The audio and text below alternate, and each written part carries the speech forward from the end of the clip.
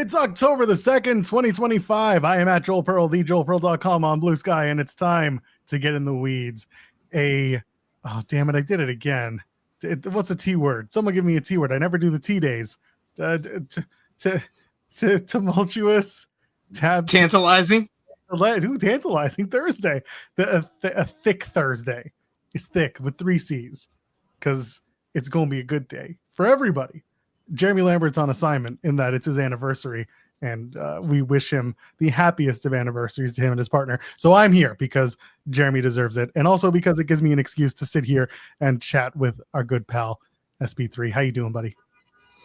I am doing well today, and yes, people, I understand my assignment today. I am doing a show that we were talking mostly about AEW Dynamite with mostly known AEW hater Joel Pearl. I have my AEW t-shirt on. I'm in official AEW shill mode, and I'm here to support last night's show because it was a good one. So I'm glad to be here on a Thursday to talk about the 6th anniversary, to talk about the shocking return of Andrade, or as I say here in the headline, as I heard last night on the Fightful post show, El Jefe Jarrett, because we have not seen anything like this since Jeff Jarrett in the mid to late 90s, what we've seen from Andrade. So we'll talk all about that, plus the Fightful Select Report. We'll talk about Hangman Adam Page disrespecting Samoa Joe, and Joe not sitting for any of that crap. Love that. Gonna talk about that as well.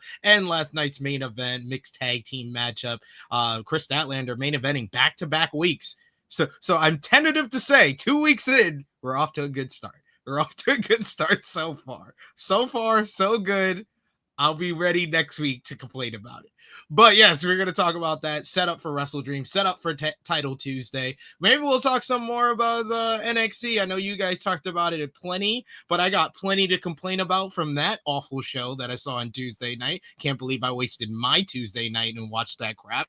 So we're going to talk about that. And we got, of course, the Thursday morning delight. What you guys all came here for. Well, you pay the price of admission, and the admission is 1 super chat donation if you want some time in the C-suite. It's Thursday. Y'all know what that means. Joel Pearl, hit them with the pleasantries. You're good at it. Oh, hello. No, the pleasantries, you know. Thumbs and the calls to action. Subs and... I think in the biz they call it the call to action. I call it pleasantries. This is how I start off every live stream on True Hill Heat. Just run it down. It's because I used to do door-to-door fundraising as well. So I used to have like a script in my head of what I would do every time I would knock on a door.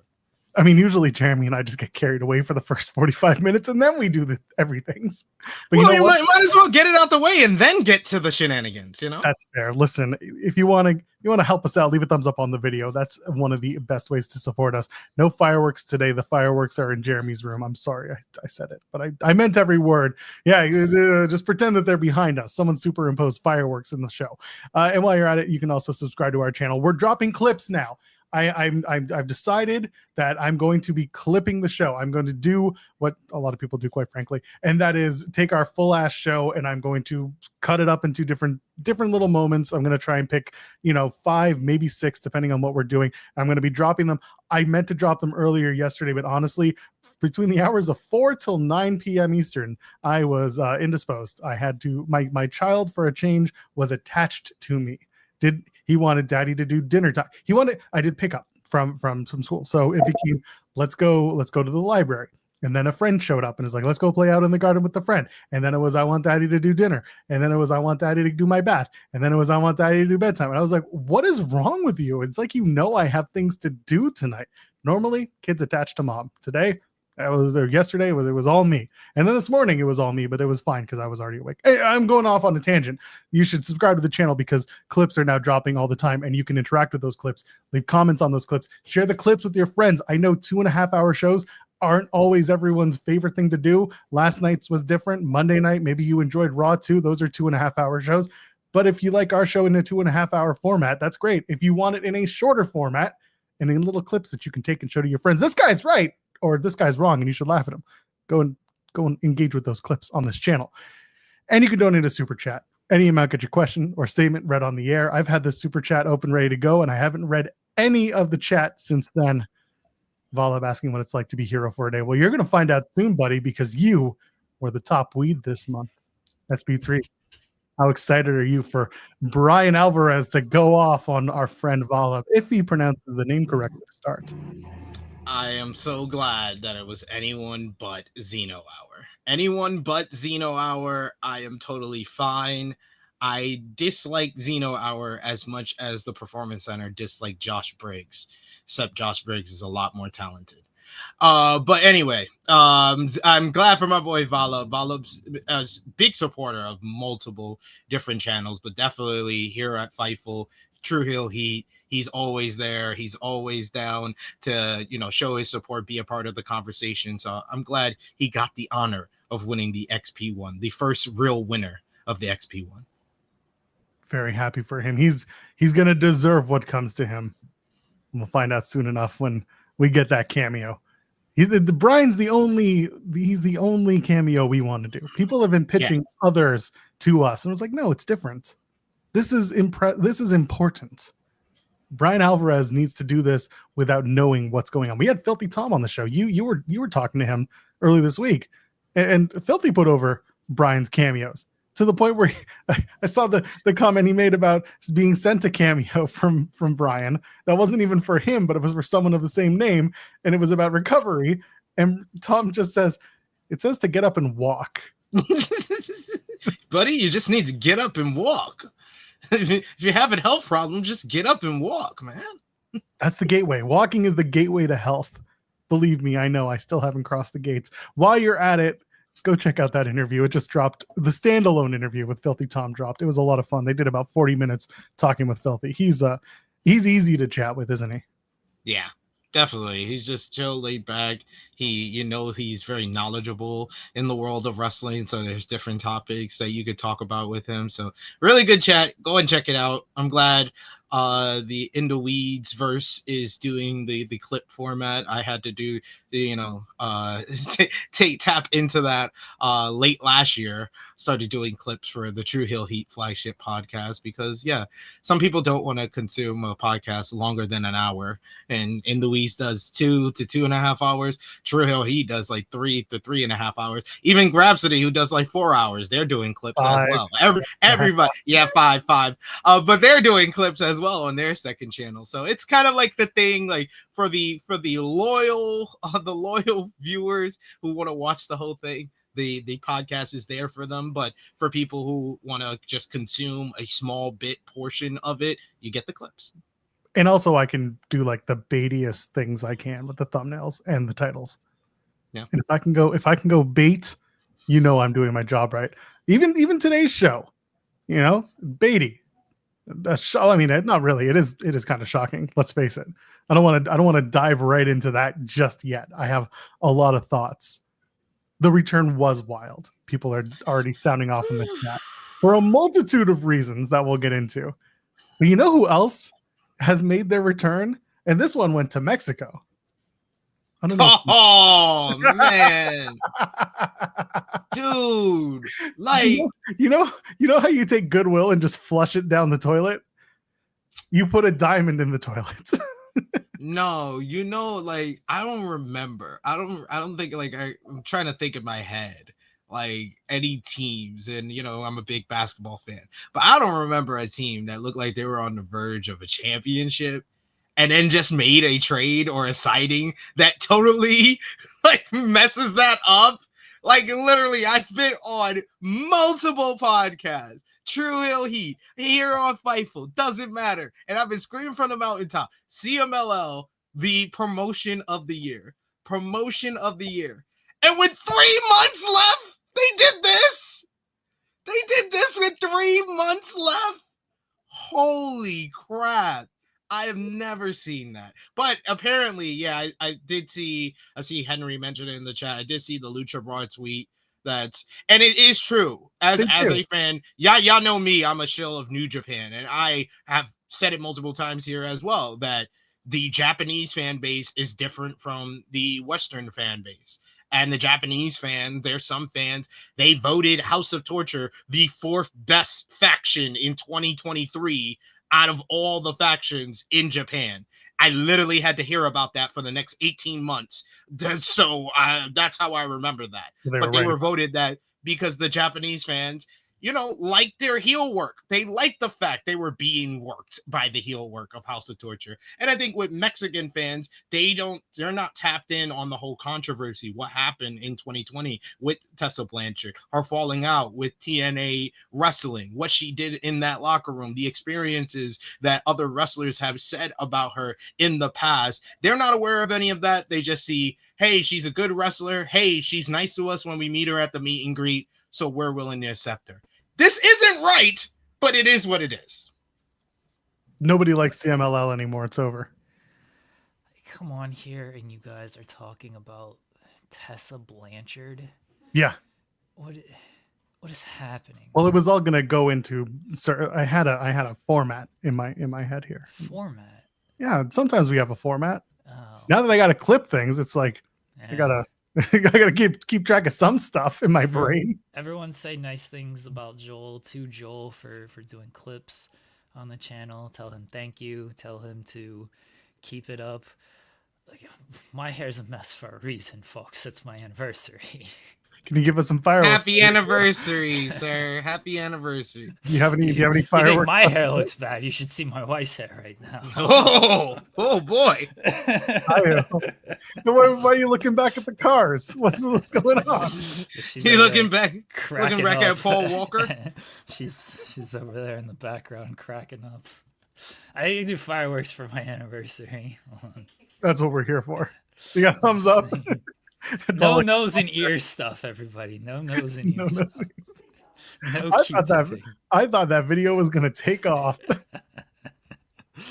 I'm just here so I can, keep my streak alive, make my appearance and everything. So not get fined, and that's about it. That's the only reason I'm here for. Are we all in the Don Callis family? No, I've been part of the Don Callis family. Yeah, no, I've told you this. I joined the faction. You're in I did it. I did it. I did it on an episode of the Fightful Collision post show. I pledged my allegiance. You're in every faction, so. I am accepted by the set of the Infantry, Shane Taylor Promotions. I am an official member of the Bullet Club. That's it. Yeah, okay, and the Don Callis family.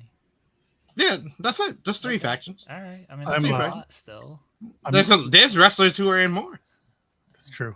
I'm not allowed in the Don Callis family. Are you unaffiliated as well? Are you part of Los Ingobernables? Nah. That would be more of Joel. He's unaffiliated because he doesn't know anything about New Japan.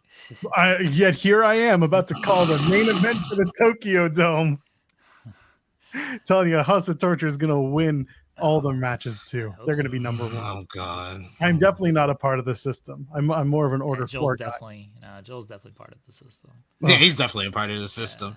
Yeah. Him and Eddie Edwards. Moose would love me to be part of the system. He likes us. He likes me. Yeah, he likes you. I don't know. He likes me and Jensen. Yeah. Does he like Jensen? He loves Jensen. Oh my God. He tags Jensen when he gives him praise. It's funny as hell. Yeah. Okay. But look for the tweets after Bound for Glory. It is going to be at Joel Pearl at Fight Talk _. Thanks for the kind words. If they have a good hardcore war match. All right. You'll see them. He did it after Slammiversary because we praised the match with Leon Slater, which I think deserved the praise. But yeah, he'll tell us. Yeah. All right. I'm going to get out of here. I just wanted to say hi and again, make my appearances. I'm gonna go have a second breakfast now. I hope everyone has a good afternoon, morning, evening, whatever you're having. What was your first breakfast? My wife was my first breakfast. I need to spell it out for you. What a good He asked what was the first breakfast. I wasn't going to say it. I thought it was obvious, but we don't play with assumptions here on Fightful, Jeremy. We can't report on vibes.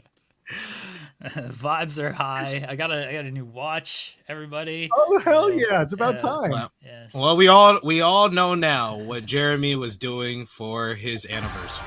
I gotta pop my dick, man. Yes, that is factual. It would have been funny if you had done that, and then when it came back, you were gone. Pop my dick, man. All right, y'all have a good show.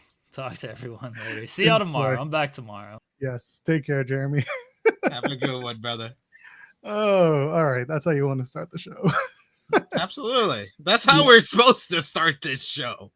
This ridiculous show we do here every week. Every day, baby, 10 a.m. Eastern. We're here. This is what we do. Sometimes it's wrestling, and sometimes it's whatever that was. Pop my dick, man. Sean has now used that on every show. And every time someone's like, he said neck, and it's like, no, he didn't. No, he did not. Oh, I love that stuff. Oh man, yeah. So the reason why Jeremy was asking that was because Cyclops is better than Wolverine. So does anyone else in the chat also in the Don Callis family? And I'm not allowed in because I don't want to say no Jews allowed, but he's only allowed to have one. Who it is, you'll never know. Because I'm looking at the list and I don't know who it is. He's like, I'm not even sure. He has 2 Mexicans now. He has 2 Japanese talents. There are Jewish Mexicans. He's got an Aussie. He does. He's 2 Aussies technically. Yeah, he got 2 Aussies. He's got a Hispanic. He's got a Lance Archer. Yeah, he's got a big Canadian. jacked up. He's got a big jacked up white guy who doesn't get hurt. That's Wardlow. Wait, what? Which one? I was like, which one? Because I was like, Brian Cage got hurt, and oh yeah, that's right. He's got Brian Cage too. I was confused. Like, thank you. I'm glad I'm not the only one in the chat that's just like, wait, what? Oh yeah, he's got 3 Mexicans. Yes, that's right. Because he got Hechicero and El Clonogram. Yeah, that's right. He's got Clonogram. But yeah. The Don Callis family is an NBA All-Star team level. It's ridiculous. Just incredible stuff. You just it's awesome at the same time. It's awesome yet so ridiculous. But people tend to forget that like this is just a new generation version of the Heenan family. Yes, like the Heenan family was this deep. Y'all didn't live through it. But my formative years of watching wrestling was learning about how deep the Heenan family is, and my cousin telling me, "Oh yeah, he used to be with Bobby Heenan. Oh he used to be with Bobby Heenan. Oh he used to be with Bobby Heenan." And I'm watching it as like a kid, 3-4 years old, and I'm like, "What you talking about? The announcer, the commentator? Wait, why is he a manager?" Like I was so confused at that time. But yeah, it was all these guys, all the heels basically were the Heenan family, and they all went against Hulk Hogan. At least the Hulk Hogan of this generation can actually wrestle and isn't a racist and actually cares about other people and other races and other sexual orientations. That's true. That's what we want. Let's hit a super chat real quick. Valab sends a super chat saying, "Vanilla Fumble. I'm vanilla, baby." Doing myself today is what we call when we have to talk about Tessa Blanchard like ever. Come on, CMLL. It's like SP3 was saying, the Mexican fans, the CMLL fans specifically, they don't care about the personal lives as much. They just want to see good wrestling. They want to see good characters, and they want to see people that look like they're nice to them on screen. What happens after the cameras turn off is not as big of a deal to them. American fans, we tend to hold wrestlers or just our entertainers accountable for the things they do, or at least we try to. Some people are for that and some people don't. It is what it is. My interest is more in her work with TNA because CMLL does not have a deal with TNA. They work with AAA, they work with WWE, and also part of Tessa's negotiations, as we understood it, was that she wanted to work CMLL, and TNA said, no, thank you. What changed? That's going to be the big question. But it's one of those, like, it's the question everybody wants answers to, but nobody really cares about. It's really just an information gathering moment. My curiosity is piqued. My interest is not piqued. But she's going to be at CMLL. I think people are interested to find out if she's still with TNA. I think that would be the big thing, because then that would basically be TNA admitting that they had buyer's remorse, because this is less than a year from when she got signed in December last year. So you either adjusted the deal, or y'all went back to the negotiation table because the deal was about to run out, which I wouldn't be surprised if she only signed for a 1-year deal, and that they would be starting negotiations now for a new deal. And maybe they worked it out where she's able to now do CMLL because she's only on a per date type of deal, or a different type of deal than she was previously with TNA. I'm interested in that. I think that, it's a situation where what Lucha Brawl, basically CMLL runs more women's matches around this time of the year. So they need more women's wrestlers coming in.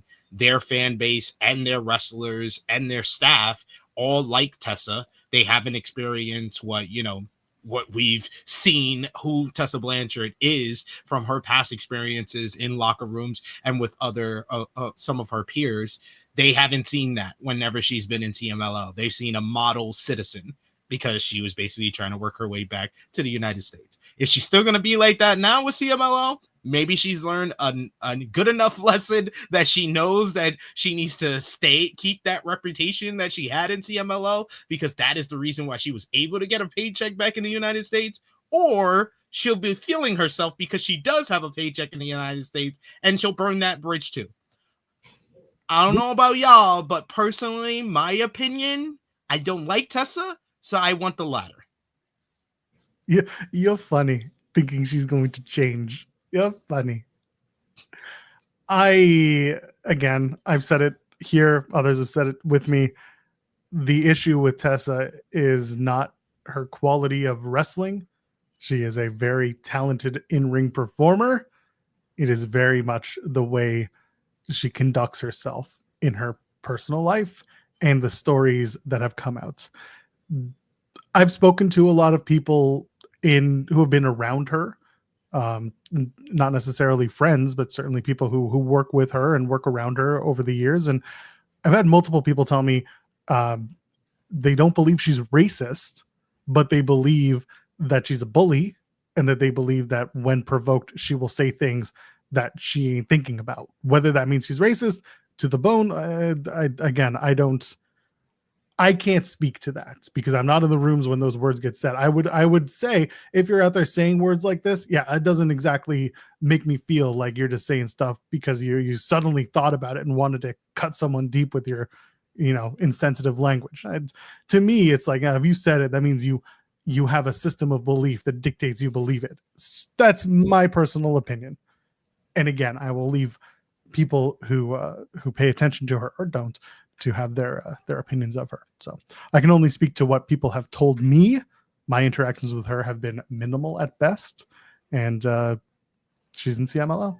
And I just want to know what that means for her TNA deal, because like you said, SB3, it was almost a year ago when she came back. It was December, wasn't it? Just before Final Resolution. It was November. So there's an interesting conversation. The person that hired her, he left. He got fired. He got canned. Ariel Schneer hired her.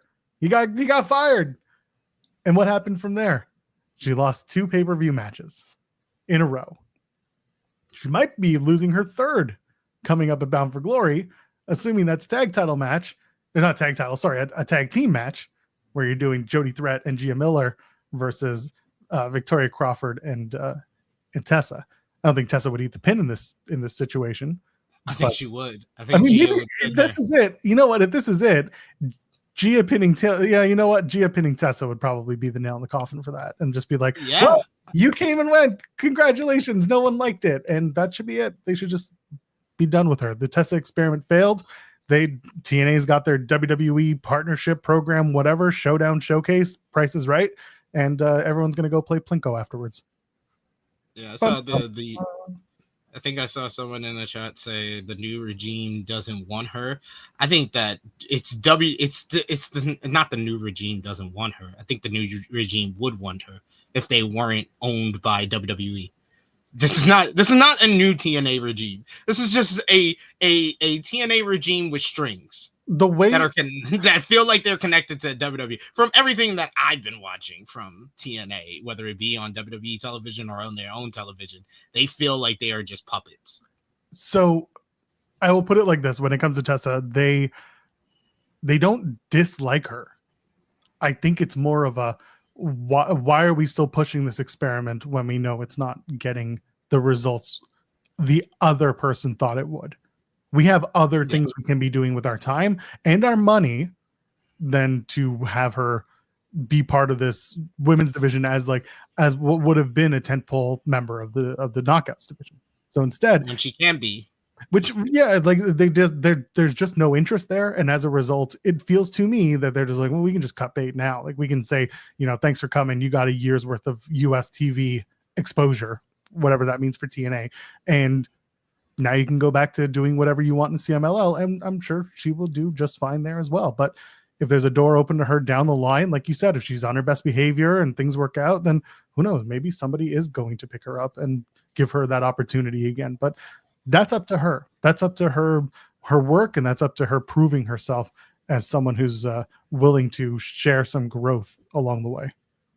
It's just disappointing that she didn't take the proper steps to make this a run that could have amounted to something.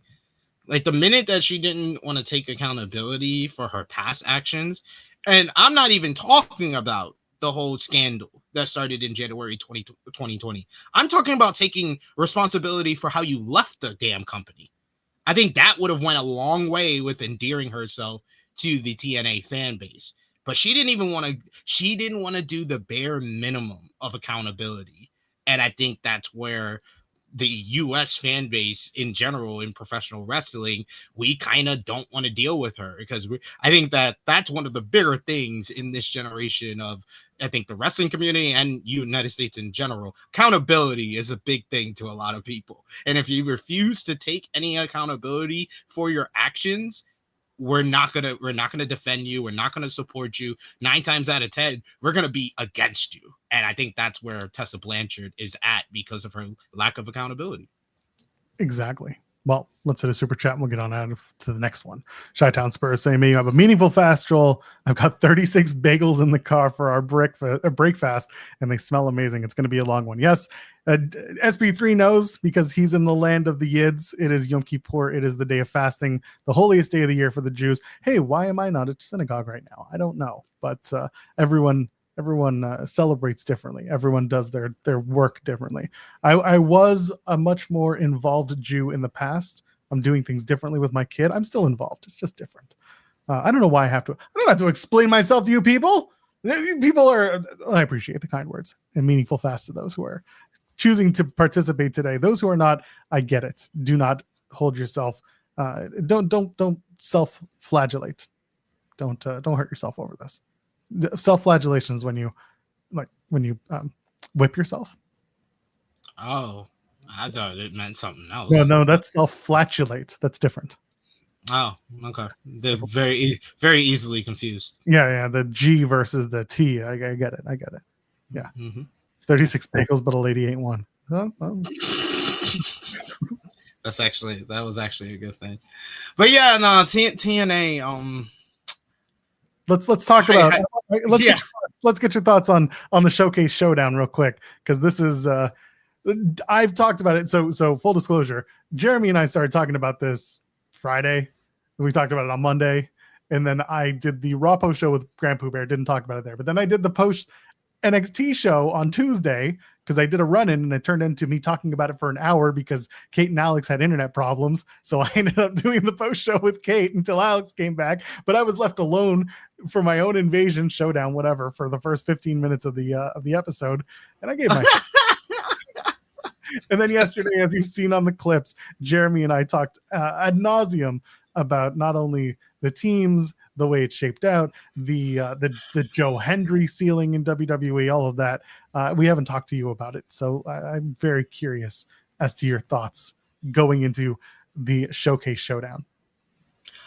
So as a go-home show for a big episode, a special event, or a premium live event, this was really good. they hit you over the head with it. That was the main focus of the show. Every segment really was building towards next week to make it feel as big as possible, which I will say NXT did a much better job of making Showdown feel like a big show than the AEW did as far as Title Tuesday, which is going head to head with Showdown. I think NXT did much better at that. However, as a professional wrestling show, this is one of the worst and most embarrassing TV shows I think I've ever seen. TNA has no self-respect for themselves. It's like seeing like the girl who's all, very sexually open on social media and stuff like that. And, you're like, I want her to be her, all self-respect. And then they just do some crazy stuff, like just start streaking in the middle of the show. That felt like the go home show to NXT Showdown, where TNA was just streaking and saying like, we have no self-respect. We have no self. Here's everything. Here, we want to give you ourselves. We're giving ourselves to WWE and NXT. Basically, that's what they told us for 2 hours. Because one, you start off the show with Ava, who literally on No Mercy told us that hey guys, on Tuesday we're gonna name the teams. We're gonna name the teams for the Survivor Series matches at Invasion. Me and Santino gonna do that. Turned around one segment in, 5 minutes into the show, she's like, "You guys are the co-captains. You're gonna pick. I'm not gonna do my job." Secondly, then you had Santino, who comes out and says, "Hey guys, here's my team captains. I'm not going to pick the WWE star who's holding a TNA championship. I'm going to pick Mike Santana. And then I'm also going to pick the WWE star who's holding a TNA championship." And then the WWE star who's holding the TNA championship joins the NXT team. None of that made sense. None of this made sense. And we're literally only like 20 minutes into the show. None of this makes sense. Then they do a whole backstage segment with Trick calling himself co-captain with Ricky Saints. That was cool. I like that stuff. I got the predictable, let's team build segments that I thought I was going to get on this show. I got them on this show. And then they had to give me like the damn cherry on top. The double whammy, the uppercut, and then the overhand of the uppercut is the Kalani Jordan Grace backstage segment. Oh my God. You don't want me to have any logic with anything going on with this stupid ass, horribly written show where we're just going to have Kalani Jordan, WWE NXT star, holding the TNA championship on Team TNA. You know, it took 2 months before the Alliance had WWE guys in it. It took 2 months. We're 2 weeks into this fucking bullshit. We're 2 weeks in. The fuck are we doing? We're 2 weeks in. We already got a WWE star on Team TNA. You nimrods. And then she said to Jordan Grace, who said, "I want to be on Team TNA because I'm a TNA person. I don't know if we can trust you. I don't know what side you're on." Bitch, you're in WWE. You're on Team TNA. And then the overhead punch is the final segment where everyone on the women's Team TNA are all from WWE. Yo, Shawn Michaels, just pull out your dick and slap him in the face with it at this point. Like, he was out there. He could have. He could have. He came out to survey his work. He came out. He's like, "Yeah, good enough for me. See you next week." Meanwhile, the crowd's like, HBK. You want to know how NXT forgot that this was a boxing match and decided to go MMA and do ground and pound after the overhead and the uppercut? They started grounding and pounding by having Vic Joseph tell Booker T, who was one of the main stars of the original Invasion, "Oh my God, Book, have you ever seen anything like this?" I hate this show. I hate this show so much. This is not a good show. And if you think it is a good show, you need to get help. You need a therapist. It is okay to accept help. If you like NXT, you deserve that help and you need it. God bless you. NXT rules. Every week something happens. Something. It doesn't have to be contextual. It doesn't have to be canonical. It just something happens. Is the funniest shit. The Jordan Grace stuff we talked about yesterday. All you needed to do with Jordan, she needed to recuse herself from being in the pool. All she had to say was, I love TNA. I had my formative years here, but now I'm in WWE and I'm so excited and I have so much ahead of me. Because of that, I'm so torn. I don't want to pick a side. Good luck to you both. See ya. She could have just done that. Instead, they did whatever with Kalani, which was weird. What's even funnier is the Joe Hendry story, where it's like Mike Santana being like, dog, I don't trust you. And Joe Hendry's just like, say his name, man. Like, the memeiest of the meme wrestlers. Nothing makes sense. Nothing makes sense. Oh my God. And this is and y'all want to know why I make fun of Zeno Hour? Because he says dumb shit like this. I liked Kalani being the captain of Team TNA. The truth is the Knockouts division is in absolute shambles. They had to do something. Book better for the past year. How about that? Yeah, okay, so yes, but also we talked about yesterday how there were other people you could have used. So everyone who's going for the Danny Luna should be on the team. There's yes. So from a performer standpoint, 100%, no one's going to disagree. I said from a kayfabe standpoint, I can understand them saying we don't want Danny Luna on the show because she's mistreating everyone like shit. She's a liability for the team. She's not going to compete for TNA. Like, she's going to try and take out the Knockouts champion. She just turned heel, so the belief is that like she's too volatile, and I don't want volatility on my team. Kalani's the only one who picked white meat baby faces on her team. She's got the inspiration, and she's got Mara Sade. So like again, from that point of view, that's the only way I can make sense of the Danny Luna non-choice. I'm not saying it's a good excuse. I'm saying it's the only excuse. You can get a Jody threat in there. I know you can get a Jody threat in there. You can get a Zaya Brookside. You can get a Laying Lee. Again, she went and picked the new Knockouts tag team champions, where she also gave away the results of the tag team title match that's happening tonight on TNA Impact. But then she picks Mara Sade, and you wonder, well, why didn't you pick Lash Legend on the other side, knowing that Mara Sade and Lash Legend have a history, and instead you went with Jada Parker because Jada Parker beat Lash Legend when you could have just done it the other way around, because who cares about Jada Parker? Like, I get it. She's popular, blah, blah, blah. I would have rathered, in this case, Lash Legend for the opportunity to have Mara and Lash do something. Why didn't Kalani pick Lash Legend? She broke the rules, so it's like, why didn't Santino pick Jordan Grace to be the captain?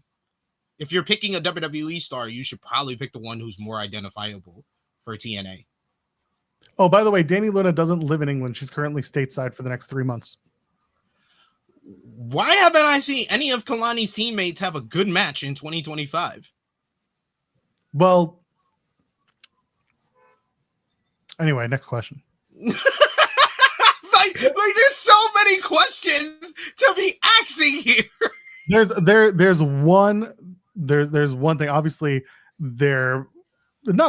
it felt like there was a plan to have Masha Slamovich on this team. That's something that they would have done. Obviously, due to the investigation, the allegations of domestic abuse, Masha is not going to be part of this. That's the reality of it. Putting in Mara Sade works because, I'll be quite frank, she's done really great work in TNA compared to her NXT run. I think she's done a lot better than her indie run was. She's working with the right people. She's doing really well. For that, I give her, I'm like, give her the door, let her try, and see what happens. By the door, I mean the door back to NXT, because I'm sure she'd love to go back, given the right circumstance. All right, I'm better now. I feel better. I got feel that good? off my chest. Got it out. I felt better. Plus, they had to change the name, so that made me feel better too. I feel like dummies.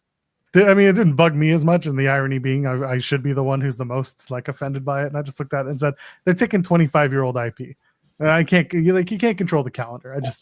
I get it. It's not the smartest thing they've done, but like, you got an EMF blocker in your house, SB3? Do you have one of those yet? You know, one of those EMF blockers like they put on the ring for that one WrestlePalooza match. Yeah, shit like that. Stephanie McMahon going to the fucking White House and reading all about how, you know, oh, it's okay that we slashed billions of dollars from cancer research, but like AI and pediatric cancer, that's where the money is. That's more of a problem to me in the WWE world than calling a show Invasion because 25 years ago they had a show that had their highest pay-per-view buy rate for a non-WrestleMania pay-per-view. That being an IP thing. It's an SEO thing. It's like calling it the greatest match ever at Backlash, knowing it's not. It's an SEO thing. So it didn't bug me as much. There's my 2 cents. Well, they got backlash from the community, so I understand them changing it. I just laughed. I just found it funny because they could have. A lot of these things in WWE, you kind of would think that you're a $1 billion company. You should probably have someone who would have checked that before this became an issue. But it seems to always happen this way because they don't have anyone for that position, apparently. Nah. Or that person who has that position is not very good at it. You don't have to call it takeover because it's not a takeover. It's a showdown. Because we're friends here in the TNA and the NXT. It's not an invasion. It's a showcase. No, it's a showdown. No, it's a showdown. I gotta listen to his ass tonight on the TNA show. I know, I gotta watch that because I'm doing a review. Remember when I never asked you, by the way, but you are invited. You weren't invited. Now you just invited yourself. I'm just kidding. The fact that everything that happens at Slammiversary was then met with Santino giving himself a North American title shot. If ever you want people to be like, so what do you think of the NXT TNA partnership? That's all you need to say. You'd be like, watch Slammiversary and then watch when Santino gave himself a title shot. But no, I have another question for you, Joe. Why did the TNA roster get upset to the point that they had to invade NXT 2 weeks ago? Why were they upset again? Oh, because they made a TNA title match and that wasn't made by Santino or anyone in TNA. Carlos Silva. They got more upset out of that, but they were upset before that. Why?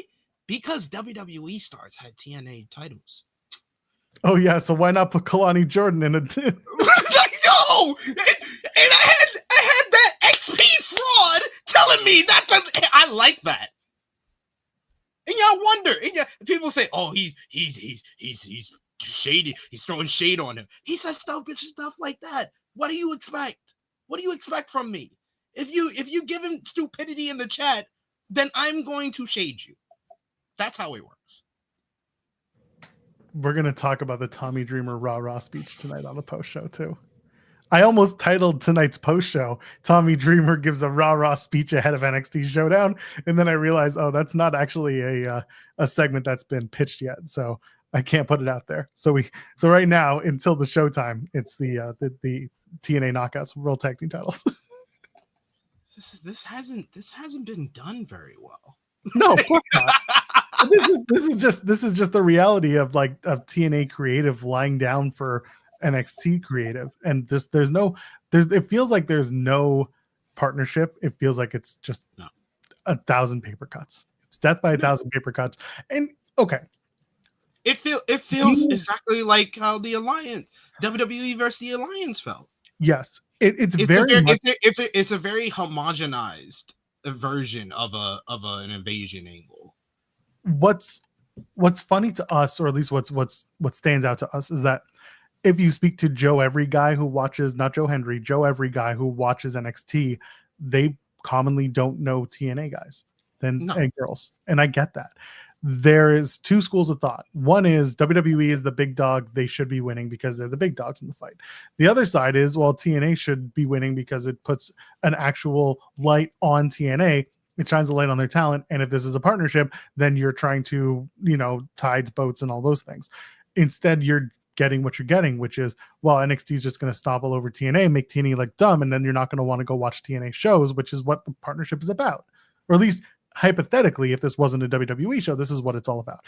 One thing that the AEW CMLL partnership has done is it's encouraged AEW fans who are mostly AEW to want to go watch other wrestling from a place like CMLL by bringing out CMLL talent and featuring them on AEW programming, and then certain AEW talent coming over and working CMLL, not just MJF. Like, I'm talking about Brodito working over there.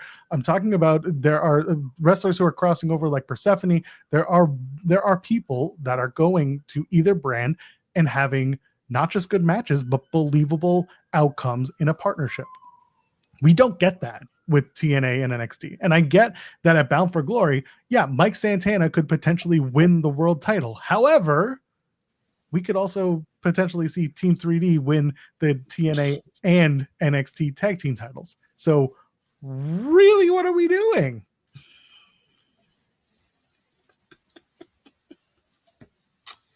And then whoever wins Call Your Shot's gonna cash in on Team 3D and win the tag titles. You know that. You know, just pay attention to which tag team is gonna win the Call Your Shot gauntlet. You're probably right. You're probably it's either gonna be an NXT star who wins a solo, not Solo Sikoa, who wins a solo by themselves, or it's gonna be someone in a tag team winning that damn match. I'm telling you. It's gonna be very funny. TNA Creative needs an overhaul too, just on the regular, on the week-to-week stuff. They need it. They're not going to get it anytime soon because they're just excited for the TV deal they're going to get, which they put themselves in the hole for because they're like, oh, we're worth $10 million. It's like, motherfucker, why would you put it out there that you're worth this much? Why wouldn't you try to push for higher? Why wouldn't you say we're worth 15 and go for 10? If you're going 10 and you're saying you're going to get 5 or 6, maybe 7. I'm excited to hear this TV deal so I can be like, remember when everyone was so excited that you partnered with another agency to find a TV deal and you wound up on Destination America? That is the conversation that I'm going back to having again. Like, it's 2015. It's 10 years later and we're back to square one with TNA. Yeah. I want this. And I just want one thing. We're gonna have to name this episode "Me Ripping Apart Bad Xeno Hour Opinions." He wrote, "I accepted a long time ago that TNA Creative is bad and can't create stars, especially in the knockouts division. So Kalani is the best option at this point, in my opinion. It's making chicken salad out of chicken shit. In the last 5 years, and this is including a pandemic, TNA has made Jordan Grace a star in the Knockouts division, Deonna Purrazzo a star in the Knockouts division, Masha Slamovich a star in the Knockouts division. That Tasha Steelz won the Knockouts World Championship. They didn't make her a star because they didn't follow up on it. They had the great Mickie James final rodeo storyline. They had the great Mickie James and Deonna Purrazzo storyline. Had the great Jordan Grace and Masha Slamovich storyline. You don't know what you're talking about, so don't talk about something you don't know about. I just ripped that apart with 7 different things. While TNA booking has actually been good in the last 5 years, it's just the last year since they did this partnership with WWE, which has been the point of the first 48 minutes of the show. It's the WWE partnership. It's what's ruining a lot of this. And for everyone who's excited about what they're doing with AAA, like at the same time, okay, yes, they are bringing over WWE talent and they are putting them on the AAA shows and like some crossover from AAA over to like SmackDown, whatever. On the other hand, no 6-sided rings. Lucha tags are out. It's now just traditional US based, tag system. Same with intergender matches. It's men versus men, women versus women. It's not AAA. It's now WWE's homogenized Mexico equivalent. Exactly. And for that turns me off as a fan of Lucha Libre because I don't get to watch what I really enjoyed out of AAA. And I'm not going to sit here and be like, I watched all the time. But when I had the time to sit and watch their events, the bigger ones, I was so I loved it for all the reasons that it was campy, but also because Lucha is just a fun time to watch wrestling with.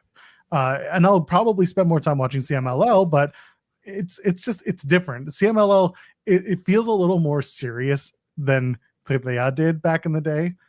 And part of me is like, I like silly Lucha, but that's me.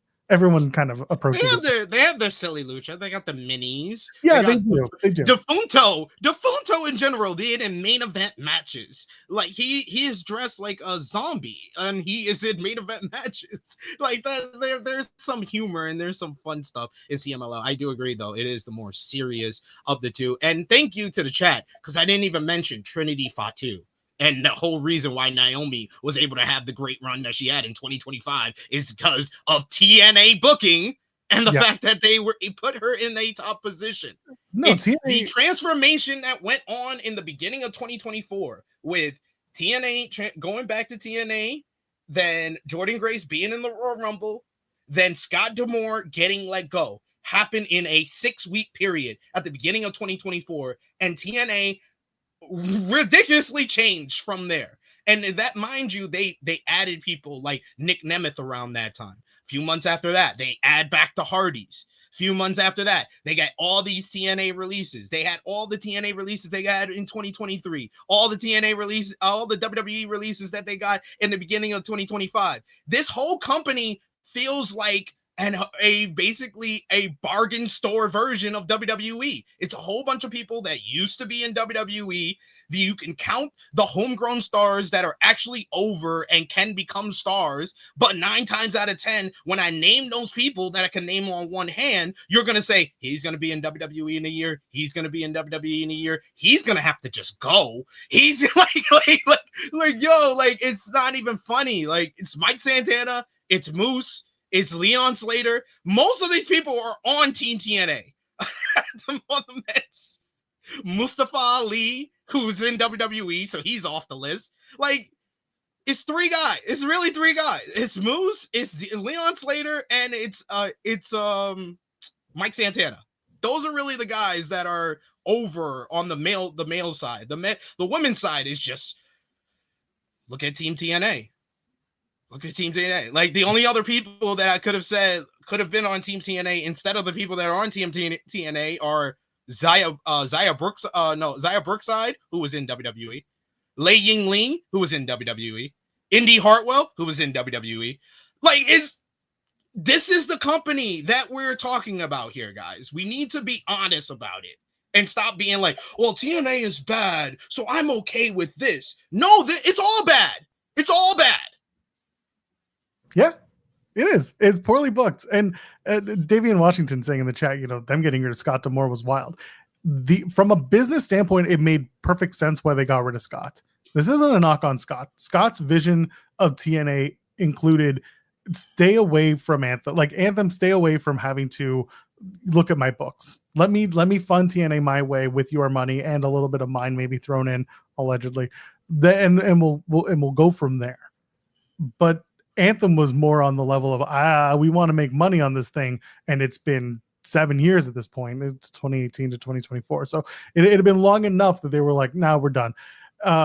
Scott was released not the day after a pay-per-view. It was I think it was a couple of weeks after that. I think it was going the beginning of February. Yeah, it was the beginning of February because they were going into another show and TNA gave us Moose, and that started the whole TNA doesn't really like In the Weeds as much anymore. Because Moose decided on his own volition to talk about his contract status, and that wasn't us. We didn't ask about it. He offered up that information all on his own, and then it turned into a whole firestorm of, fans shouldn't be asking the questions. I'm like, oh, well, fans paid money to ask that question. It was a perfectly serviceable answer. Anyway, the point is, that was a show that happened, and Scott was gone by that one. So, yeah, the TNA partnership's not great with NXT. The NXT integration is not great. It started off, I'll put it like this. We don't need to go much further because we can talk about AEW for the rest of the show, thankfully.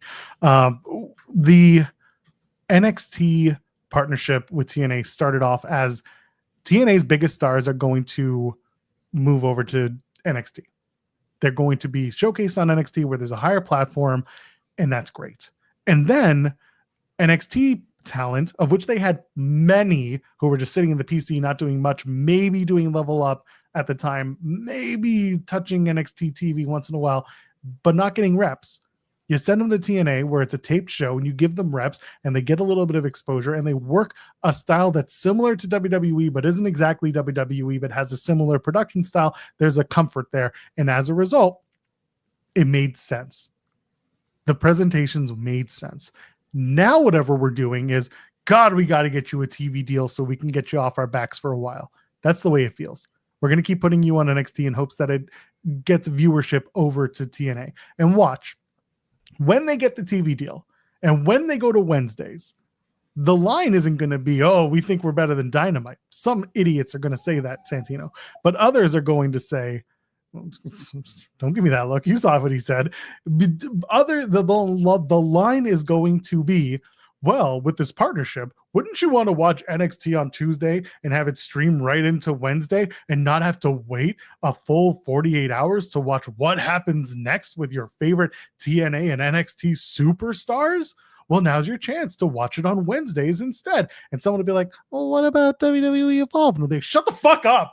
And then it'll just be back to square one.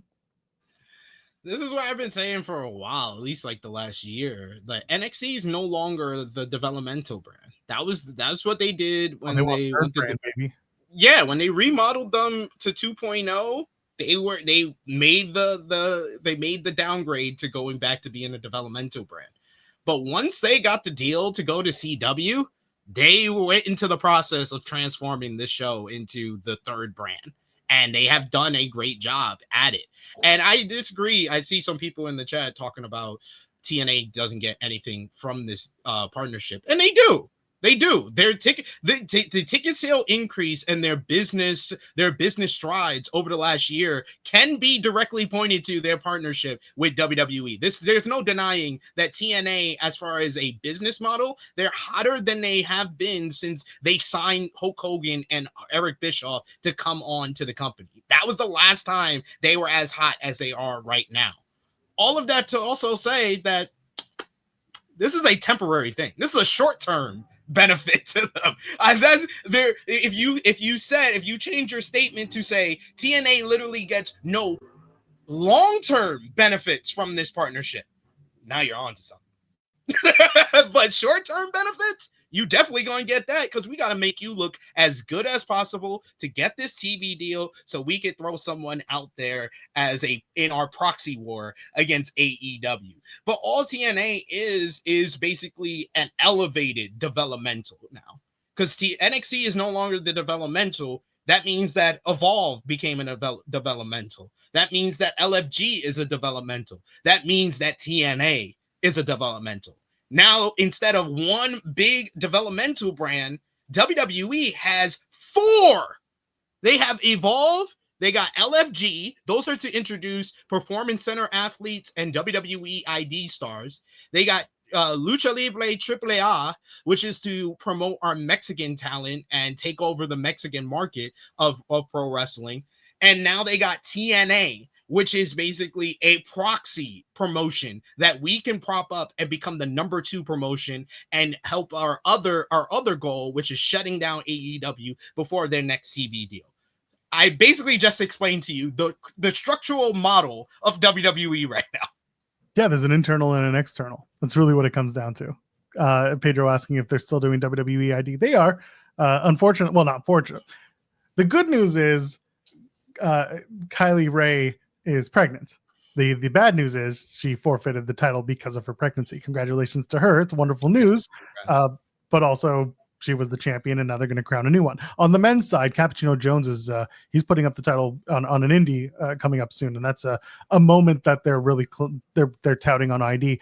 The ID system is very much meant to be something that you think about, not necessarily something that you're going out of your way to find and watch, unless they bring it to Evolve. I found it very funny that over on the No Mercy show, there was so much Evolve content.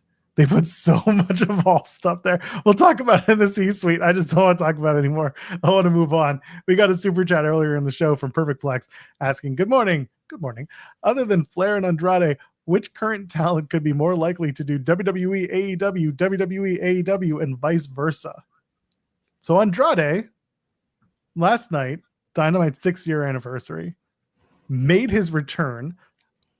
I didn't expect it. I was very openly in the camp of, Tony, what are you thinking? But also, it's not my business. It's not my company. I hope it came with a whole lot of conversations and a whole lot of boundaries and expectations. And hopefully it came with a don't punch Sammy clause in the contract. But Andrade has come back to AEW. He's the first wrestler to go from WWE to AEW to WWE to come back to AEW. He's the Jeff Jarrett of our time, baby. And Jeff Jarrett's still active. Who's going to do it next? J. He's J. ANDRADEELIDOLO Andrade El Idolo. Andrade El Idolo. Ain't he bueno.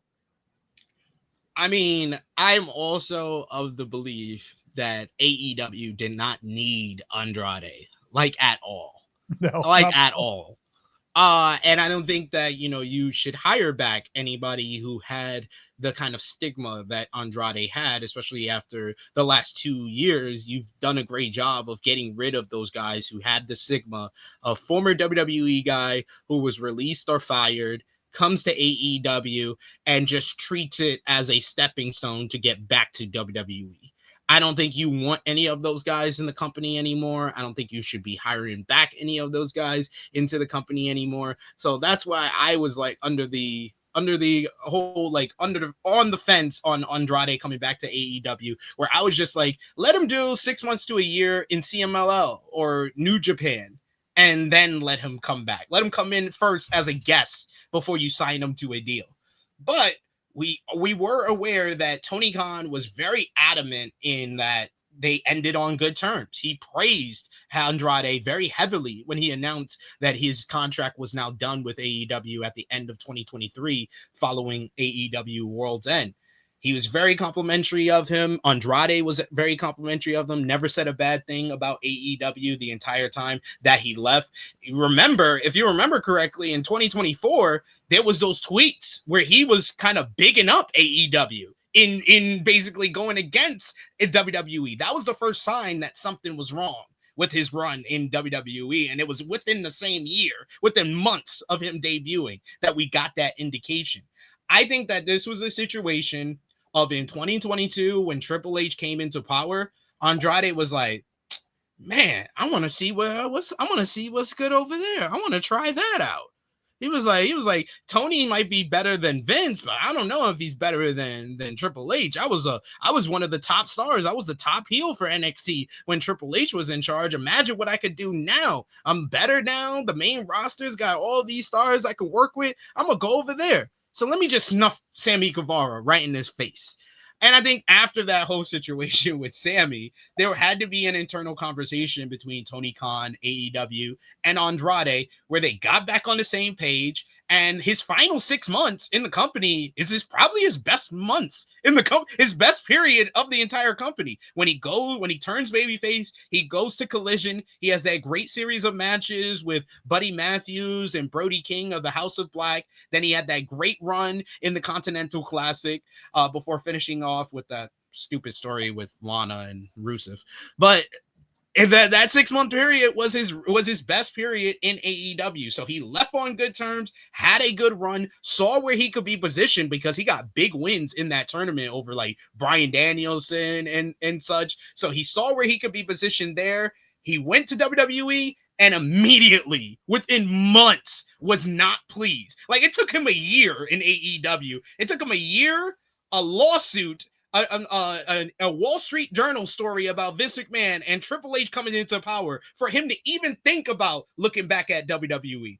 It took just months before he was like, Triple H ain't using me. I was just in this know-nothing burger of a tag team match at WrestleMania with me and Ray facing Dom and Santos Escobar, where I'm like the fourth most important person in the matchup. Now I'm in this best of 7 series where they don't really have a goal for anything or anything like that. They just want to put us out there to wrestle and have good matches. He was like, I'm going to go back. I'm going to go over here. I'm going to check this out over here. So I don't know what's going to happen, what's going to lead Andrade to do this again, but I wouldn't be surprised if he did this again. But I do think that now I feel like he's under the mindset that Tony Khan gets him better than Triple H. Yes, like he was under the mindset that Triple H gets him better than Tony Khan. Like he was under the mindset that Vince McMahon got him better than Triple H. Like he was under the mindset that his work in AAA was not as good as it could have been because he should have been. He was never under the mindset that Vince got him better than Triple H. My point being, his call up to the main roster was that. The only reason he thought that Triple H could book him better than Tony Khan because Triple H did book him better than Tony Khan in NXT. My point is, Andrade. Someone in the chat mentioned it earlier.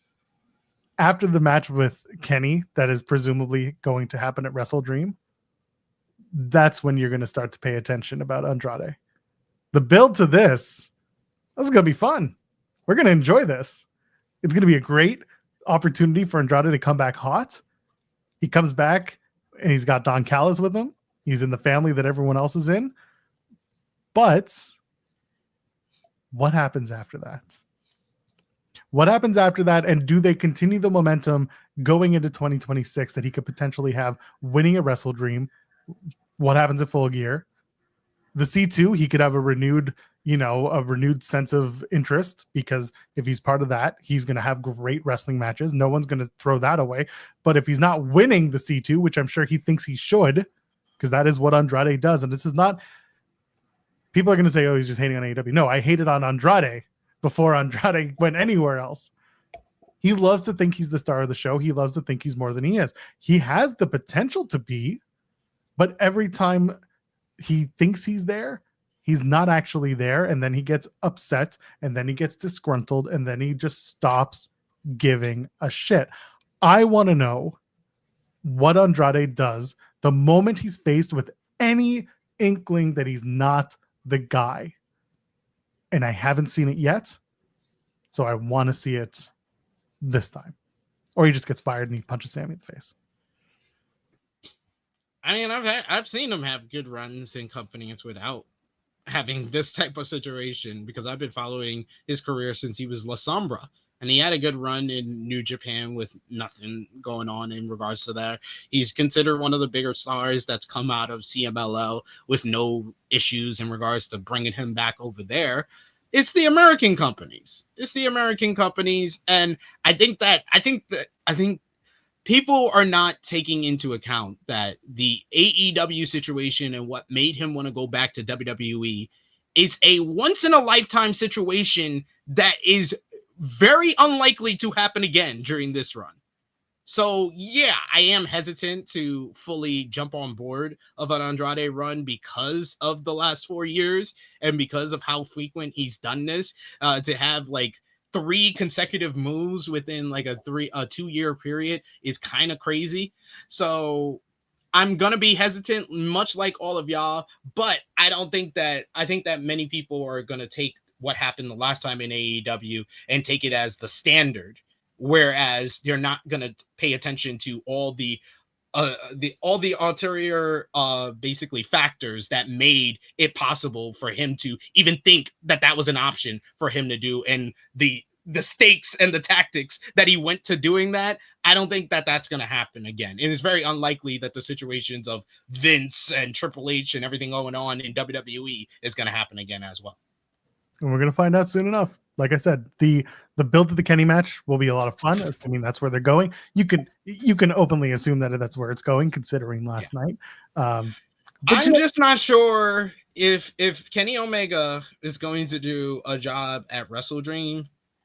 I think that it should have been Kyle Fletcher, because this seems to be a tendency that AEW does, where they do angles to write people off and they don't follow up with the angle when the person is back. They tend to do that a lot. Yeah. And this just seems like another instance of it. Yeah. And I saw chat mention like Tony has all the leverage in this case. That never stopped Andrade. That's never stopped. It's never stopped Andrade. He can go in. You would think that WWE had all the leverage because he just left AEW. Yes. And he still did what he did. We are not. I haven't heard enough people talking about this, Joel. He literally gave us hints on social media a year ago what was going to happen. He literally was tweeted. Remember the one where he's on the steps and he's like waiting. he's like, so yeah, there's nothing I can say to make this better. I feel like I need to reiterate the point. This will be fun. What's gonna look like in 6 months to a year? I hope it's good. I hope he finds that he's happy in this new scenario. I hope so.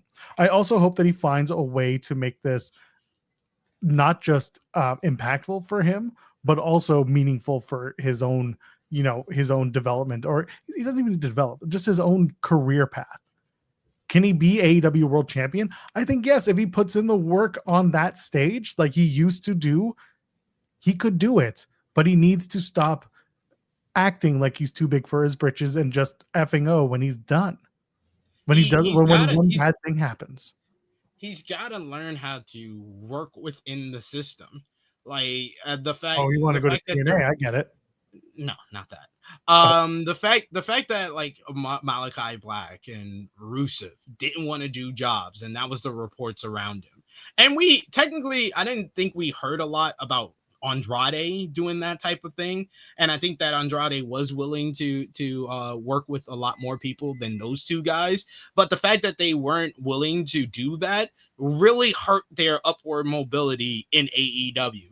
Whereas you had someone like Swerve Strickland who came into this company motivated and wanted to make this company bigger and basically was motivated to be part of the team. He comes in, and when he turns on Keith Lee at the end of like 2022, he goes on like for 2023, like the first half of the year, he's jobbing to almost everybody. Orange Cassidy, Darby Allin, Sting. It doesn't matter. Swerve is jobbing for everybody. So the second half of 2023 starts the push of Swerve Strickland. So Andrade has to look at that and be like, hey, maybe I should just come in here willing to play ball, willing to work with things, willing to work with people, willing to put people over. Kyle Fletcher, you want me to put him over? Sure, I'll put him over because it's going to come back to me in the long run. They'll remember the fact that I've been willing to work with them, and they'll give me something here. And they've already given them something because, you know, a lot of us thought when Andrade going to AEW became an option when he gets released, we're like, oh yeah, he could just go right to LFI.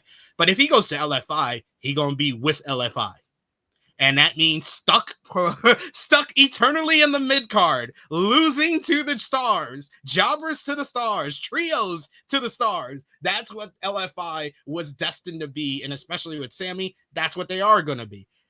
Don Callis family, they are shaping this up to be a basketball team level of dominant stable. They all they need to do is crown one of them the AEW World Champion, and this will clearly be the top stable in AEW. The only reason it's not clear is because the Death Riders are also being remodeled at the same time. But AEW has two formidable top heel stables, which is not something that they've always been able to say. So I'm just thinking about what the negotiations would have looked like with Toni and Andrade. Manny, if I bring you back, I can't have you punching people like Sammy Guevara in the face. And then Andrade being like, okay, I won't punch him in the face again. It was the heat of the moment. I just had to punch him in the face. And Toni, I think Toni just does what he always. I think you're one of the best wrestlers in the world, and I think you should be in the ring with some of the best wrestlers in the world. And the only place you could do that is here in AEW. They didn't know you were one of the best wrestlers in the world. That's why they had you on the second hour of SmackDown working tag team matches. I know you are one of the best wrestlers in the world, and how I'm going to prove that? You're feuding with Kenny Omega from Jump. And Andrade was like, where's the pen? Stepping all over my goddamn bit. He's stepping all over my bits. He says to him, I can't have you punch him, Manny. And Andrade says, okay, how about every time I lose, I get one punch? And Toni says, nope, can't do that. Okay, every time I win, I get to pinch him just once. Nope, can't do that. Okay, how about every time I win, I don't punch him. But every time I lose, I get to pinch him. But then on the fifth loss, I get to punch him in the face. He said no to that too. I think we can do that. Now, who's your first opponent? I want Hangman Adam Page. You get Kenny Omega. Okay. And then I get to punch Sammy in the face again. It's going to be great when he punches Sammy in the face on TV and everyone's like, he did it! And everyone's like, he's already done it! Yeah, we traveled far for that bit because I got trampled on the start gate. Thanks. Can I punch Because him in the face? mine was more effective to the point, you know. Nah, yours was like, oh, let's go tribalist. You're like, let's go tribalist TK. And I was like, no. We want negotiator TK. We want the TK that has to talk business. Let's go TK basically blowing smoke up to someone's ass. TK is good at that. And that's all Andrade wants. All Andrade wants is one of these like power players. Yeah, those power players to be like, you're the pretty girl at the prom. That's all he wants. He wants the popular jock to be like, hey, that's a pretty dress. It's exciting because 6 months from now, we're just gonna be hearing. Would you mind loaning me some of your lipstick, Mom? Because I want to at least look pretty the next time you decide to me. We'll be getting tweets like that from Andrade in about 6 months. No, we're gonna get. I'll believe in America. Oh, yeah. That's where we're going next. He's just gonna be done with America. He's like, I burned the WWE bridge. We might be seeing the CM Punk in WWE equivalent for AEW with Andrade. Because remember why we've all been saying why CM Punk's been on his best behavior since he signed. Because he has no other option. He's already burned that bridge to AEW. So he can't go back to AEW. That's why he's going to be on his best behavior in WWE. I think that there is a chance that Andrade will be on his best behavior because he doesn't have another option in the United States of America to get this kind of money. Like, we talking about Punk in his position? Because Punk is just like, there's structure where I'm going. The structure is money. Not that TK doesn't have money. It's just different structures of money. I mean, no. TK was actually paying him more. The equivalent. Yeah, there's more opportunity. It's not money. It's their structure. There's structure here. They run it like an actual business, which never made any sense to me that CM Punk left WWE because of how it was ran, and then complained about AEW not being ran like WWE. I think that's all it came down to, folks. Yeah. Right? Yeah. Well, you got used to it. You got used to that. And I'm not going to take it away from him. Again, it is how it is. You go where you're comfortable sometimes, and that's what it is. And someone had mentioned Rusev going back and forth. I think Miro's situation was like, hey, he's offering me more money. I'm going to go there. And what's my character? Who cares? And then after that, I'm going to go back to WWE. I'm going to sign a 2-year deal. And I'm going to say, who cares? I just get to reprise my old gimmick. People are like, Rusev deserves better. And it's like, Rusev doesn't give a shit. Rusev's like, this is who he is. Where's my 2-year deal and my movie deals? Where's my opportunity to make that extra no bumping money? That's what he's all about. Good for Miro. He deserves the world to do that. It'd be fantastic. Someone say my TK impression is a mix of Larry David and Bernie Sanders. That is accurate. Pretty sure, yeah. Kay Wheeler said, yeah, I'm more than certain TNA would pick up Andrade if he didn't work out in AEW this time around. Now, wait 1 second. Okay, now we're going to give the next 10 seconds for me and Joel to laugh at that statement because you said that assuming that TNA could give a fifth of what AEW or WWE could give Andrade. Why would Andrade stay in the United States for peanuts and a hot dog? Like, what the hell? And this was the whole thing when it started. It was like, is it plausible if they gave him the Nick Nemeth contract, but they only have one Nick Nemeth contract? They only have one. They only have one next spot. And you remember who it was before Nick Nemeth? It was Trinity. It was the Trinity contract. And then Trin was done, so they gave it to Nick Nemeth. Nick Nemeth's not gone yet, so there's no Nick Nemeth contract to give to Andrade yet. And then before Trinity, it was Mickey. Before me, they always said, yeah, Mickey was making. Yeah, that's true. She came back in you're right. 2021. She was making bucks, right. And then it was Good Brothers too, but that's just because they're best. Yeah, Good Brothers was another one. They were making bucks there too. They were getting the 2020 big deal. Oh man, Andrade made big money from them for like the 2 months he was there. They would have put him on a deal. They would have made him the champion, and then they would have made him job to Obafemi. Pretty sure. Great. But I'm hopeful for Andrade this run. I'm hopeful, and I thought this was a great way to kick off the show because it immediately made AEW the hot topic on wrestling Twitter, on wrestling social media. Like immediately put the spotlight back on them, made them part of the conversation. Because like my whole argument, because I love to be a devil's advocate over on True Hill Heat, Joel, but we discussed on the flagship podcast last week who won the weekend between WrestlePalooza and All Out. And I think it was All Out because they had the great number of the pay-per-view buys. They set the record for All Out. Everybody said that was the better show quality-wise. So I did think it was All Out, but I was like, let me come up with the reason why WWE thinks they won. And you know, I brought up the Google Trends 200,000 to 50,000, but I also brought up the fact that in general, more people were talking about WrestlePalooza being bad than All Out being great.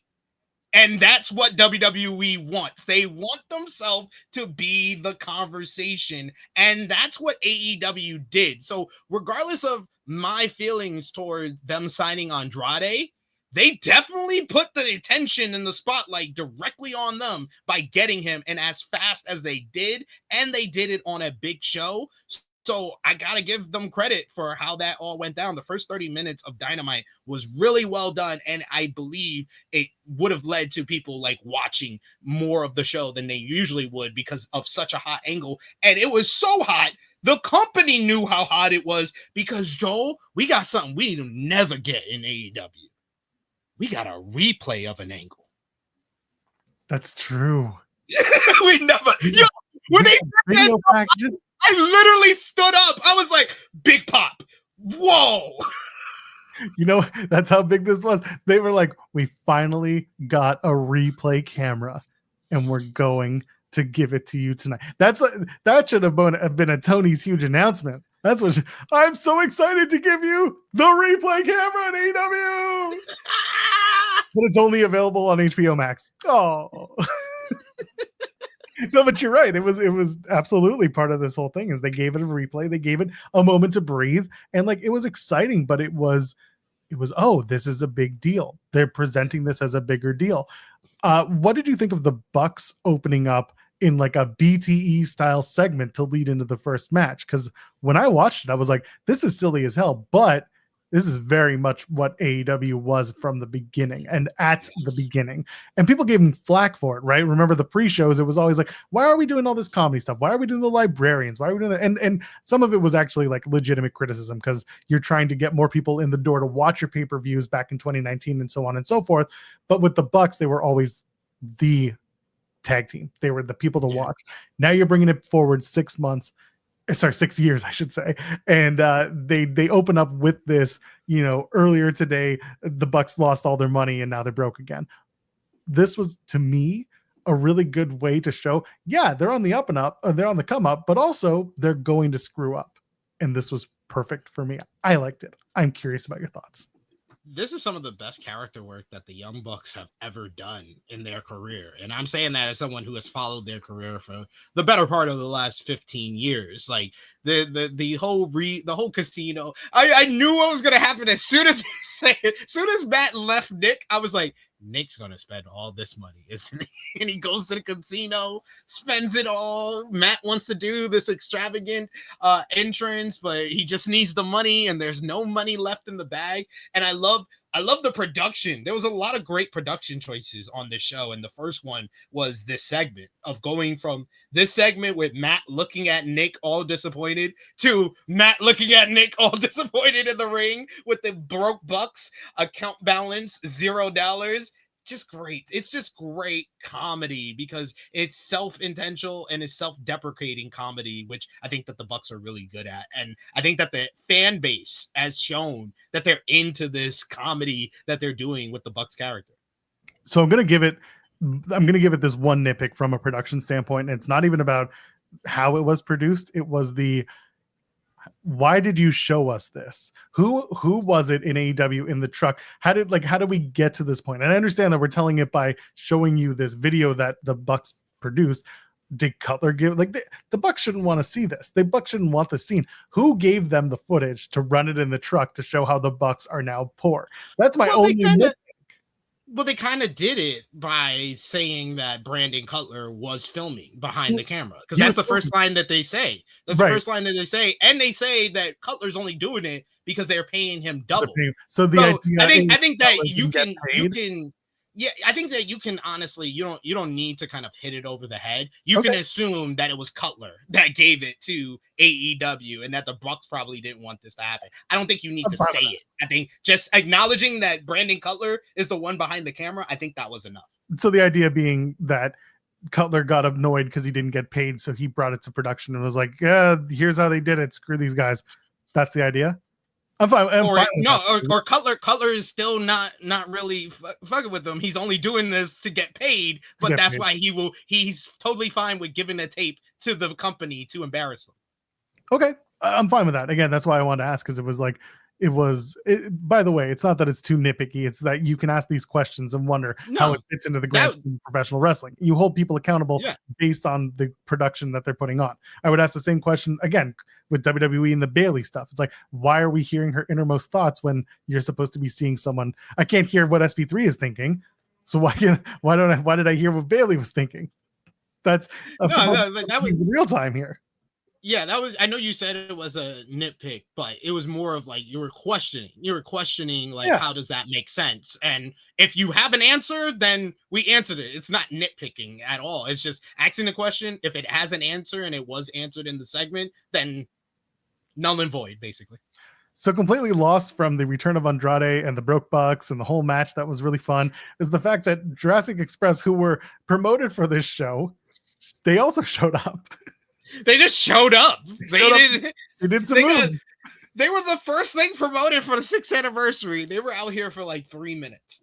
This is the one thing that I didn't really love about the 6-year anniversary show was that it's great when a lot of stuff happens. It's not great when too much stuff happens that you suddenly forget, oh, this was a thing. Can they pick it up? Absolutely. Does it make it a bad show? I don't think so. It was just, to me, very funny that they're like, oh, by the way, Jurassic Express is back. Get excited. And then the excitement was, oh, no, wait, Andrade's here. Let's show that. So maybe it was a misdirection. Maybe the idea was, we're going to tell the Jurassic Express and Young Bucks story next week in a more, concerted effort. But for this, it was like, well, why'd you tell me they were coming? What did that matter? Because this was a 4-part post-match. First part that we didn't mention was Kenny kind of looking to the Bucks, and Bucks kind of having this remorseful look on their face, like kind of like, oh, it's been 6 years, maybe we should just put this behind us. And then Josh Alexander jumping Kenny Omega. Then you get the Jurassic Express coming out to fight the Young Bucks. Then you get Jack Perry taking out Josh Alexander with Kenny Omega. Then Kenny Omega confronting Jack Perry, because the last time he saw him, that was when Jack Perry hit him in the diverticulitis with the steel chair and had him stretchered out of the building. So he's like, what the hell? They started pushing each other, shoving each other. Then Jack Perry started fighting with the Young Bucks again. Then Kenny Omega cut a promo talking about the 6-year anniversary and reflecting on it. Then you had Andrade make his return, attack Kenny Omega. Then you finally had Don Callis come into the ring and have Andrade join the Don Callis family. So I said 4-part, but when I broke it down, that's actually a 7-part post-match, because there's 7 different changes or different elements that I had to mention there. 7. So it is a lot. It is a lot, and you need to find what's most important. A is Andrade, because it's a big return, and it's a return from it's again going from WWE to AEW to WWE and back to AEW. The first guy to do that. That's internally one of the bigger deals. Also, he's attacking Kenny Omega, and that sets up potentially a big match for WrestleDream. But also, like you mentioned, going back to number 2, you can argue it's maybe Jack Perry and Kenny Omega having words because of everything that happened when Jack Perry was in his scapegoat spiral. That's another thing that happened. Andrade, and I put Andrade and the Don Callis family kind of 1A, 1B here because it's all in the same service. But then you're getting, again, Jack's there, but also it's Jurassic Express is back. So what are they? They're going after the Bucks. So now we got to add that layer as well. The match served the purpose of being not just a great wrestled match that mattered, but it was also in service of just getting a hot start, telling the story that became a 7-parter layer cake of stuff happening. That's where I always get a little nervous about using too many of these elements to tell a story that is different from the outcome of the story they're trying to tell. Yeah, you have to be careful with that. I think that this was, despite like how convoluted that might have sound to a lot of y'all when we broke it all down, I think that it did create a very chaotic and must watch 30 minutes to open up the show. I think that everything that went down, I think the matchup, the trios matchup that we didn't even really talk about, that was awesome. That was awesome. All 6 of those guys went out there and looked spectacular. Kenny Omega in particular, he looked great. Like, I know he's gonna say, "Oh, my body's beaten down. I don't know if I have too much left." But every time I see you, dog, you look like you the best wrestler in the world. So stop it. Stop the cap. Stop the cap, y'all. Like, come on, man. Just do one more full year. Don't do all these. Let me do an injury beatdown so I could take some time off. Do 1 full year with us to see if we could get the special Kenny Omega out of you. But he was great. I thought the match overall was an awesome start to the show. And then everything that went down, it just telling stories that the AEW has kind of like totally turned that criticism on its head, because now they're telling way too many stories sometimes, like in this first 30 minutes. But a lot of the stories I'm interested in. Jurassic Express versus Young Bucks, I'm interested in that. Kenny Omega and Andrade, I'm interested in that. Kenny Omega and Jack Perry, I even have some interest in. Brodito and Don Callis family, that's going to continue. We would find out later in the show. So they have several different feuds they filled out in this first 30 minutes. So I thought it was a very well done opening to the show. And by the way, shout out to Bandito doing the Macarena with Kenny Omega, because they both clearly watched our interview with Mr. Thomas from MLW on Monday, where we asked Mr. Thomas if he knew the words to the Macarena. And we talked all about 90s nostalgia. Go check out that interview. It's from Monday. I think the actual interview separately is going to drop sometime this week. Again, billions of clips coming your way on this channel, so go check it out. Ryan Lambert sends a super chat saying, the GOAT Sheeta is headed back to the States. Let's effing go. Sheeta's going to make her return, and everyone's going to say, oh boy, you're going after the tag team titles? I don't know what her position is. Give me Sheeta and Riho. Give me Sheeta and Riho in the tag as team. A tag team? Yeah. Okay. Give me them in the tag team tournament. I'm with that.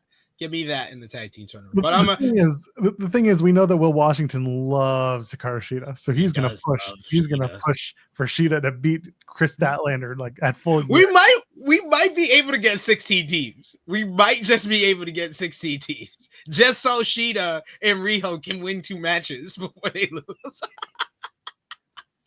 But Mercedes needs to listen to Harley. We've been pushing this agenda for a whole year now. Harley and Cameron, the Money Train team, needs to come back together. I'm glad they gave us that, because I was very confused. I was like, I know Mercedes is going to be in this tournament, but I don't know who's going to be her partner, because the partner that she was with, Harley, like Mercedes made a good point. She does team with everybody. Like everybody. And also you saw her get involved later on with Kris. And I thought, by the way, Harley Cameron, once again, proving that the chops are there. She has the timing, she has the delivery. So she comes up, Mercedes is giving her who's going to be not only who's going to be my tag team partner, but also who's going to face me at Homecoming next week. I want someone from Florida. I'm putting up my TBS championship. Great. And then she does the back and forth with Harley. Harley's got the puppet back, which for some reason puppets are on the menu with wrestling this week, because Kate and Alex got theirs. And boy, do they look great. Oh my God, that Alex Popolowski. Popolowski. Someone's calling Kate's Miss Kate Felt, which I thought was very funny. But anyway, the point is, with the puppet coming back, I thought that was really well done, because it's such a point with AEW and the story that they told going into Grand Slam last year, earlier this year. You're right. My God. Earlier this year. February was a lifetime ago. So with that in mind, I love that later on, Kris Statlander is giving her interview, and in comes Harley Cameron, and she's got the stupid puppet, and Kris is like, "What are you doing with that?" And Harley's like, "Nothing." Nothing. Kris Statlander. It's so stupid, but it's so great given what Harley Cameron is. She is the loose cannon, not Brian Pillman, of this entire organization. And I'm really enjoying not just what she does, but it does kind of lend to Mercedes needs a tag team partner. Nobody should want to work with her. No. Because no one should want to work with Mercedes because Mercedes treats everyone poorly, and everyone should be like, no, listen, you're a champion, but you're a jerk. But then it should lead to Mercedes having to show a little bit of eating crow and be like, fine, it's you. Or she'll make Harley have to win it. I don't know. Or maybe it'll be the Renegade twins. They're going to go on behalf of Mercedes. I doubt it. This is a little too far-fetched. But maybe Charlotte Renegade's not back yet, and it's Robin Renegade. And it's Robin. And we wish Charlotte well, and if she's available, great. But otherwise, maybe it is. Maybe the idea is Mercedes is like, okay, if you can beat me, I'll be your tag team partner. And then you do the match, and midway through the match, maybe Robin Renegade gets involved and costs Harley the match. She's maybe looking to win, which feels a little weird, but also we'll talk about Ty Mello and Toni Storm in a minute. So maybe you're getting close to a victory and Robin Renegade costs Harley Cameron the match, and then Mercedes is just a big jerk and she's like, this is my tag team partner, meet Robin Renegade, and that's off to the races. Easy. I can see that happening. I'm interested to see who's her opponent next week. She said is someone living in Florida, which I do know there's a bunch of WWE releases who are free agents from Florida. 98% of wrestlers, period, they live in Florida. So I love people who are like, it's Britt Baker, she lives in Florida. It's this person, it's that person. I'm like, it's literally everyone. It's Florida.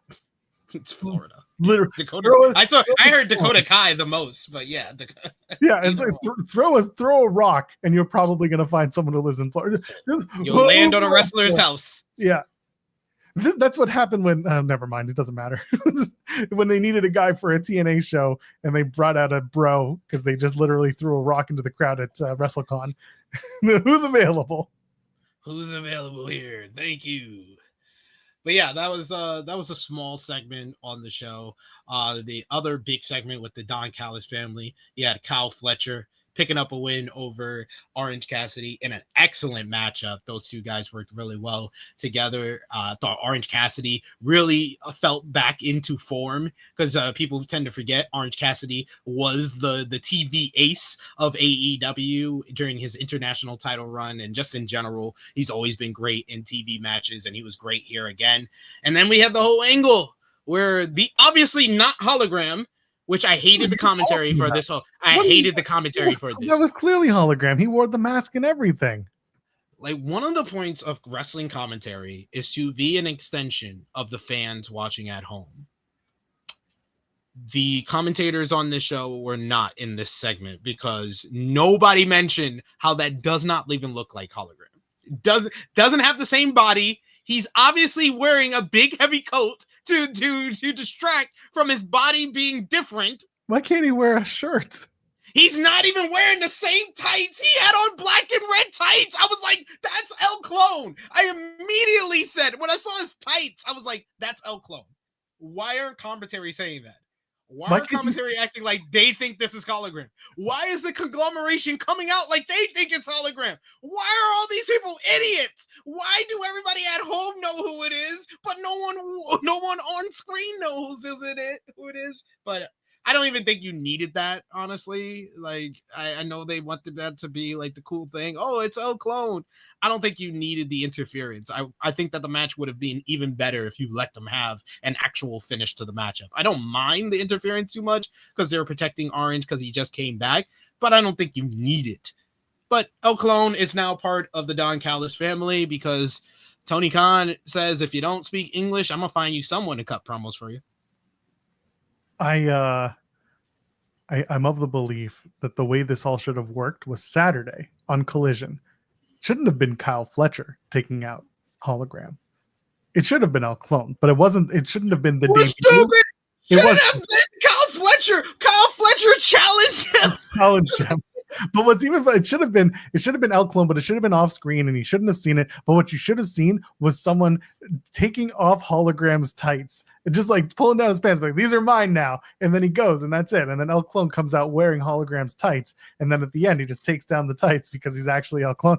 El Clonogram, it would have been perfect. But instead, they did what they did, and like you said, they were trying to protect Orange Cassidy in the loss, but there were so many better ways to do it. You could have given that match to anyone else. However, Orange Cassidy is like synonymous with Dynamite and Dynamite moments, and he won a TNT championship. Was it the All Atlantic? The Atlantic Championship and International Championship. Yeah. So he won the All Atlantic, and because one of them was in Toronto, and I remember specifically watching it from the stands, being like, they're rolling out confetti carts. This is giving it away for me right now. But either way, he is synonymous with winning a title on a Dynamite in a big moment. So for me, it was like, you can't snub Orange Cassidy. You got to give him the moment. And Kyle Fletcher is also the young guy coming up. For that, it made sense. But yeah, like you said, the protection and the loss and the way they did it was not the way I would have done it.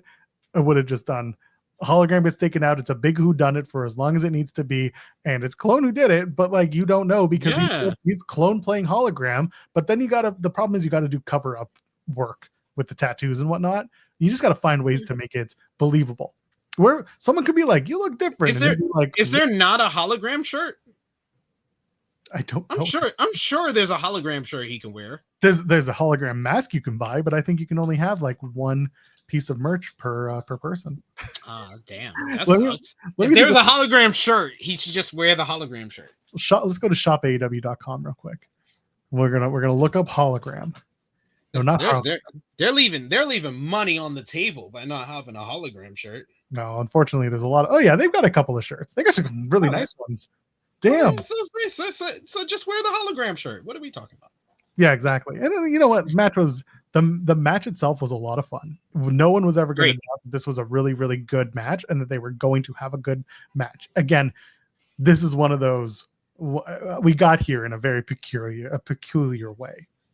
Yes. All of this is a little peculiar. Me personally, I would have had Kenny Omega come back after this matchup because he should go after the guy who took him out in Kyle Fletcher. But hey, they made the use what they did. They're telling the stories that they're telling here. And Kyle Fletcher, I think he is probably going to face Mark Briscoe at WrestleDream. Yeah. Because Mark Briscoe cut that great promo too. And the promo that he should have cut the week before. I said this last week. He should have cut this promo on this show last week. He was too happy with the victory. He was celebratory. He was excited for the return of Orange Cassidy. Give him a week to breathe. He was still feeling. He was in his feelings of elation.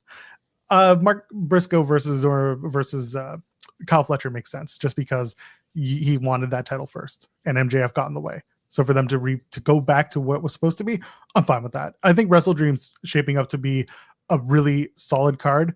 We're going to talk about the world title match in a minute, but for now, it doesn't even look like the world title is going to be the main event of the show, which is quite tough. The I Quit match? I think the I Quit match might be it. It could change. I can see that. If this was in Seattle, I'd say it's definitely main eventing. But because it's in St. Louis, I can see Joe and Hangman main eventing. Last night on the Fightful post show, there was one thing I heard, which was the idea that Hangman and Joe are at each other so much that Hangman's like, you know what, forget it. Let's open the show with this match. I want to beat you up I want to do this right now and prove to you right now. And then that way you get that match. It's a hot opener. They're not put on, randomly in the middle of the card or the semi-main. If you establish them as the first match because of a good reason, then it does not take away from your world champion not getting the main event slot.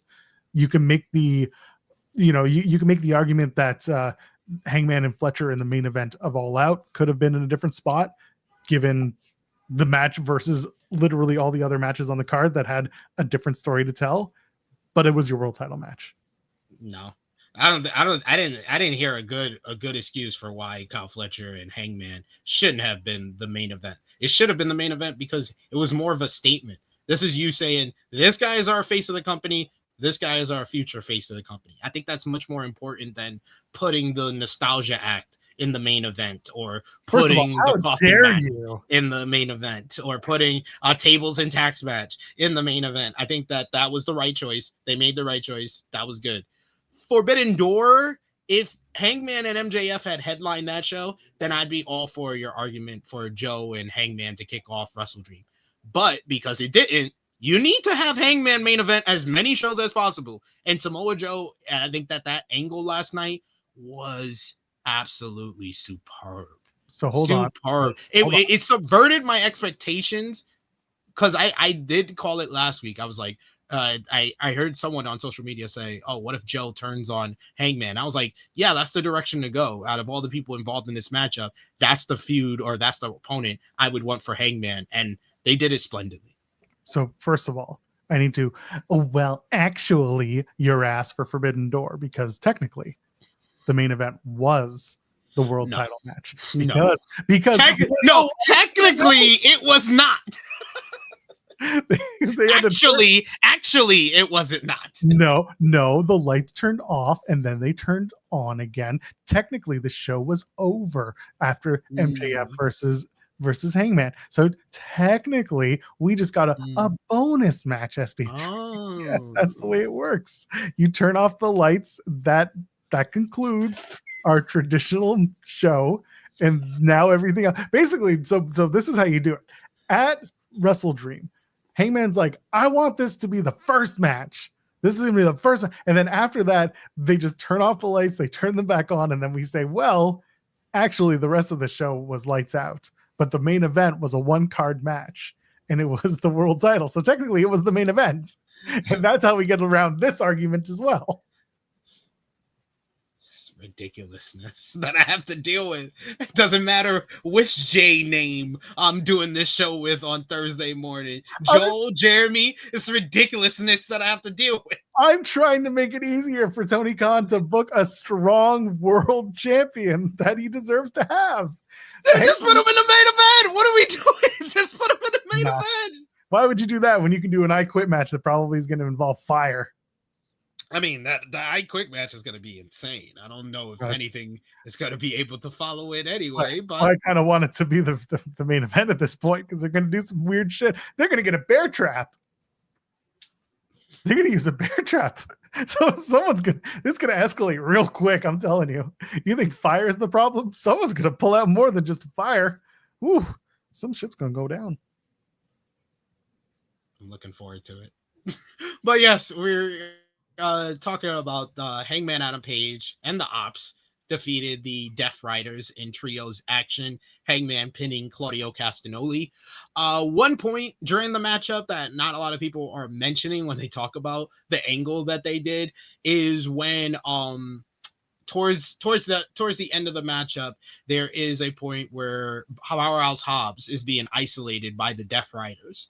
And I believe it's Danny Garcia punches Hangman off the apron. They zoom in on Hangman. He gets pissed off. He jumps back on the apron when Hobbs gets free, and he's going for the hot tag. He's going for the hot tag where only Samoa Joe is on the apron, and then Hangman comes up on the apron when he's near, puts his hand out. It very much looks like he tagged in Joe, but Hangman moved his hand close to Joe, so he tagged them both. So Hangman goes into the ring. You could visibly see that Joe is pissed off by this because he was at the start of the matchup, they established that Joe was out for revenge after what they did to Shibata. From the beginning of the matchup, he just starts beating the crap out of Claudio. He beats up Joe, Moxley and Garcia on the apron as well. And the commentary talked about how aggressive and intense that he is in this matchup. So the fact that Hangman took the tag away from him pissed him off. That was the first indication. Then post-match, after Hangman got the win, he gets the AEW Trios titles. He hands one to Hobbs. Hobbs grabs it, all fine and dandy. He then pushes the other to Joe, and Joe, not even just like thrown off by how he just did it, makes the Trios title drop to the mat, and Joe is absolutely pissed. He feels like that's an act of disrespect. He tells Hobbs, like, what the hell is this guy thinking? He goes over to Hangman. He's like, you gonna drop the title? You gonna disrespect me like that? You ain't better than me. You ain't better than me. You ain't never beaten me. You ain't never beaten me. Hangman's like, what the hell is going on? What the hell is going on? Hangman's not taking it seriously. So when security comes out, tries to separate them, Joe said, you never beaten me. I'm better than you. There's never been a day of your living life that you've been greater than me. I was like, yo, Joe is out here cutting a promo with no mic. He was like, I will beat your ass. He's dropping F-bombs too. My Yo, God. he was, yes. I heard they were blinking him out on Max and TBS. I was watching on Fight, so I heard all the F-bombs. I was with it. I'm on Triller for that stuff, so I get it. I was watching it on Triller. I was enjoying all of this. This whole angle put the adrenaline in my soul, put it in my veins. This is the Samoa Joe I've been needed. I need this Joe. Unhinged Joe is awesome. Favorite part is when Hangman's not taking it seriously. Hangman tries to go to him and just squash it. Joe just says, gets him with a sucker punch. The security just separates them. But Joe with that sucker punch was my best part. Was the best part for me. Joe with the sucker punch. And then both guys knocked it out the park with their promos afterwards. And this was another part where I was just, I popped twice in the show for booking / production choices. First one was them replaying the Andrade angle. And the other one was not only the Hangman promo right after this angle, but I was like, after the Hangman promo, I'm like literally begging to the AEW gods. I was like, do a Joe promo, do a Joe promo, do a Joe promo. And then when we get the Joe promo, I was like, oh my God, yes, Samoa Joe, people sleep on you. You are one of the best talkers I've ever seen in pro wrestling. And he knocked out. He said, right now it's all about cowboy shit. But when you left in the ring with me, you're going to be in a world of deep shit. Oh my God, Joe, you're awesome. This was great. They got 2 more weeks to level this up more than they've heated it up. I like that they went 0 to 100 on it. I like that they worked together last week. That they showed, like, Joe was. They've been working together for months. Yeah. You're right. Since All In and before, you're right. The seeds were started to be sowed this past week, and then today last night doing the match that's when they went 0 to 100. It was almost like Joe was already in his head that he was going. Joe already had it in his head that he was like, the second this guy does one thing I don't like, it's on. And that was you're talking about the promo they did that aired on Collision, right? Yeah. Hangman basically cut him off, and that you could see Joe made the face like. And so it made you feel like, because maybe we haven't all been there, but maybe some of us have, where like someone you work with, someone you know, whatever it is, does that one thing that you're just like, oh, this guy has it out for me. The next time he or she steps out of line, and you stew on it for so long that you're just waiting for that moment. You're waiting for that one little thing that you can use against them to cause whatever blow up you want. That's what this was last night. Again, I don't need to be hit over the head with it. I like that they did it in a 0 to 100 method because, again, you look back to Saturday and you're like, oh, there's a reason to get here. There's a reason from July to get here. It wasn't always front in your face, but what it was always implied that there is a friendship, a respect there, and it still remains. There's still respect there. Hangman said as much. He said, I need to beat you because I've never beat you. So let's give you the opportunity that I can beat you, and that'll be WrestleDream. And Joe is Joe, and Mimosa Joe will do what Mimosa Joe does, and he will say, I will beat your ass because I am a world beater, I am a world eater, and I will beat you down to the end. And he will be defiant. And it will be one of those matches where both guys beat the shit out of each other for potentially 30 to 40 minutes, but you tell a story throughout. And again, I repeat, they got 2 weeks to heat this up further and give you a little bit more reminder of why we're doing this and how far this stretches back. I think once we get to that, people who were feeling this went too quickly, with last night being the catalyst for the match, will say, oh, okay, we did get here in a reasonable amount of time. But some people need that explained to them. And there are ways to do it without needing to hit you over the head week after week after week. If you bring it back in a couple of promos, then I think you're in a good spot.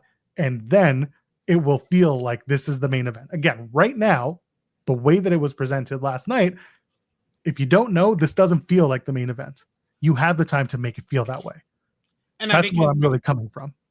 And I think it's because I know the whole story. And I remember everything that went down last year ahead of Revolution when Joe was world champion and Hangman and Swerve were battling to get that title shot and wound up beating a 3-way. Because not only is Joe right that Hangman's never beaten him and that he has beaten Hangman, he owns the right. I think he's the only, I think, I'm not sure. I would have to double check it, but I think he is the only man who's ever made Hangman tap out in AEW.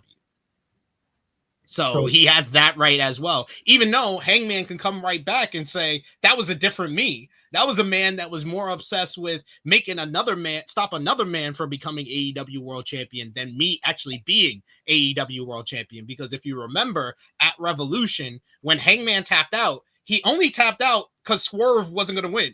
That's the only reason he tapped out in that matchup, is because he didn't want Swerve to be the champion. He didn't mind tapping out to Joe as long as Swerve wasn't the champion. And this is a totally different Hangman now. So I do agree with you. You have to bring that up in promo, or at least like a vignette, video package, something of that tap out and their history from last year. And I think that will make it feel more meaningful, especially with all the stuff that we've seen them working side by side against the Death Riders all this time. And I like the fact that Hangman was able to call back to his original promo after he won the world title, where he said that he owed a debt of gratitude to everyone that helped him along the way. And this is like the first instant of him doing that, where he's given someone who helped him get to the world title an opportunity without them actually kind of winning a match to earn it.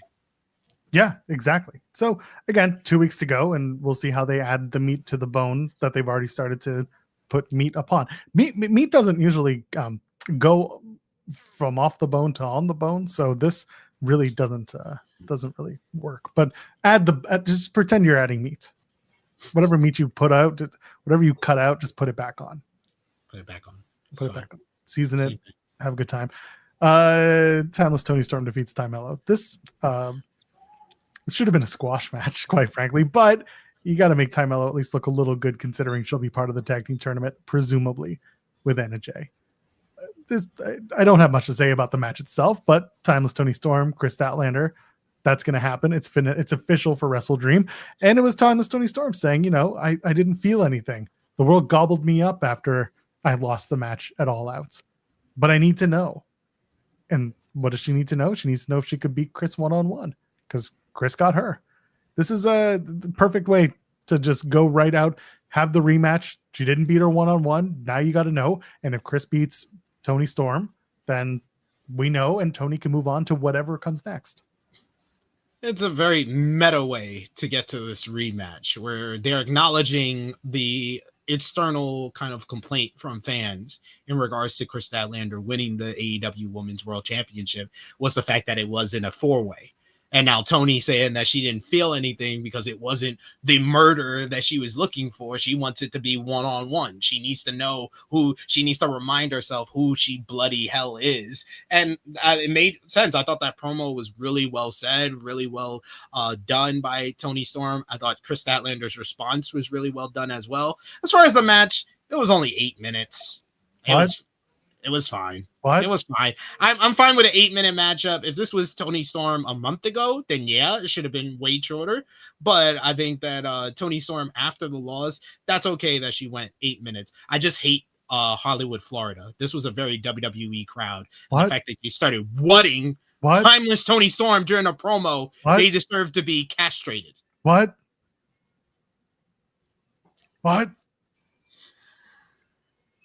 Taz having flashbacks.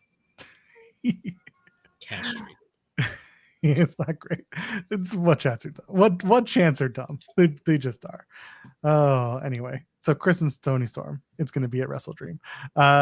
They announced Brodito and Okada and Takeshita title Tuesday. I love that Okada and Takeshita continue to hate each other.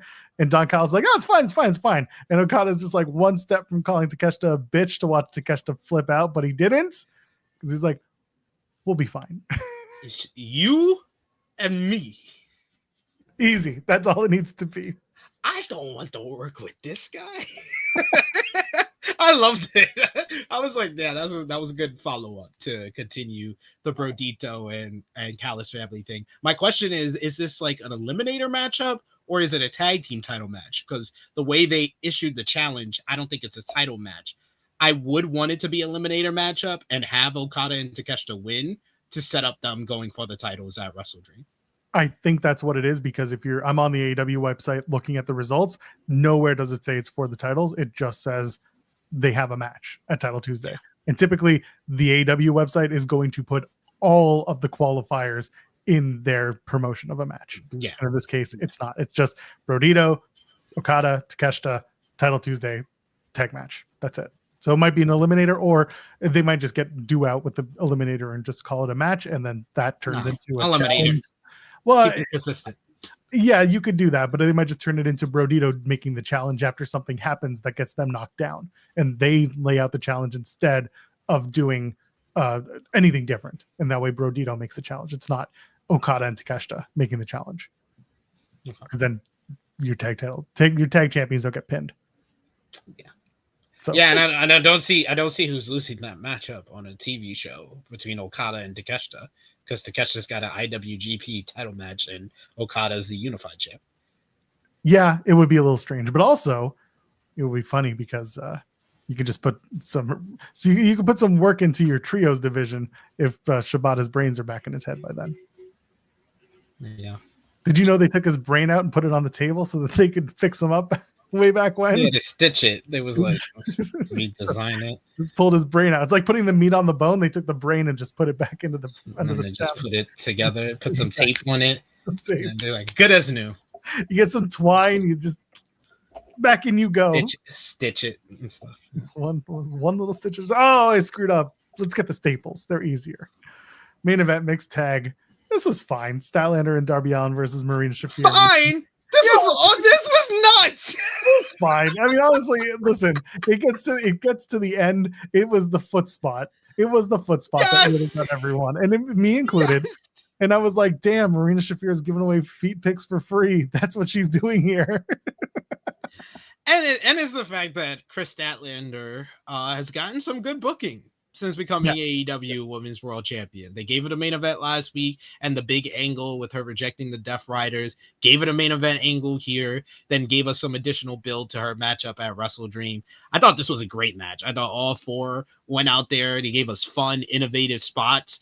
That suplex by Marina on Statlander with a table where she misses the table and she hits a steel chair. Oh my God. I was like, that was one of the best done botches I've seen in a while, where the person who was getting the move got hurt even more for them missing the actual weapon of choice. That was great. I loved every minute of it. The post match with the Death Riders and stuff. This was another instance where I was like, I would have just liked for the women's part of this angle to close the show. I felt last week, Statlander flipping off the Death Riders from the crowd. That's your closing shot. That's how you close the show. We don't need any Darby with a flamethrower. And I think last night, I think it would have been cool to just close the show with Statlander and Storm brawling with one another. Like, you know what I mean? What did that angle do to elevate the I Quit match for Moxley and Darby? No, it was just another segment to add on to the build. Whereas Statlander and Storm, I think, needed the final look, the final image with them, which it would prop up their title match coming up at WrestleDream. So you're probably going to get Pac and Darby Allin on Tuesday. That's really what it was in service of, because Pac taking out Darby Allin at the end of the night was trying to put over not only the match at WrestleDream with Allin and Mox, but also the fact that, you know, Pac is back. He keeps getting in the way. They need to have that. He already cost him the coffin match. He did, but now he's got to get his retribution. So the idea is Darby Allin beats up Pac. But he's getting his retribution more for the coffin match than this. Listen, I'm not here to tell you how it works. I'm just here to tell you what they're going to do. But I just have to be the one to point out these logic holes beforehand, before an hour from now, before I have someone who does it for me and does it a lot meaner than I do. Well, as long as he's asking who gave the footage to the truck for the Bucks, then we're going to be okay.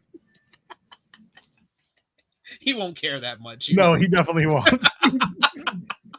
He'll be meaner about literally everything. Exactly. But yeah, that's my only nitpick with the main event. But I thought this was a great show. I thought this was the best Dynamite in the last couple of weeks. I thought this was the best Dynamite since beginning of August, or before All In, at least. I thought it was a strong Dynamite. Again, one of the things that you and I talked about earlier was just, is there too much stuff that happens in an episode? And there's a way to kind of make the episode impactful, make it important without giving or over delivering. the pay-per-view is in a couple of weeks, so you kind of have to build. And with 2 weeks to go, you've got a couple of matches. They just announced, by the way, separate video time for the clips. Over on socials, the challenge has been made on the 0 hour. Oh, baby, they're back. Big Boom AJ is going to pick a partner, and they're going to team with Don Callis family members. RPG Vice. Rocky and Trent, baby, versus Big Boom. Rocky and Trent versus Big Boom and Big Justice? It's not Big Justice. So the people are thinking is Big Justice. No, they're not going to let a 16. How old is he? 12, 13? However old. Listen, in my Ring of Honor, in my Ring of Justice, he is one of the champions. He does have the tag titles with the Rizzler. The Rizzler's the world champion. Okay, but this is not the Big Justice debut. I don't think. I think instead it's going to be Big Boom finds a partner, and it's going to be, who knows, Orange Cassidy. Oh, it's probably going to be Orange Cassidy. Yeah, they definitely. Or Kyle O'Reilly's the other one that most likely. Big Boom should approach Roderick Strong and just run up to him and yell, "Roddy!" and see how that goes.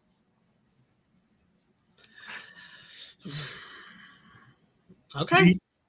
The accounts. I'm gonna take a look because people are pushing back and saying that it's Big Boom and. Oh, okay. That makes more sense. No, Matthew says this for Full Gear. It's for Full Gear. Yeah, not WrestleDream. Sorry, it's Full Gear. My mistake. You're right. That makes more sense because he's from Jersey. Yeah. Oh, that sounds awful. Being from Jersey, I mean. Yeah. So it says exclusive. Why don't the two of you come to Full Gear and take on me and Big Justice? They're not letting the child be in the ring.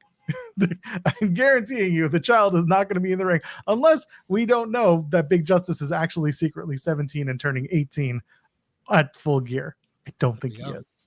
There we go.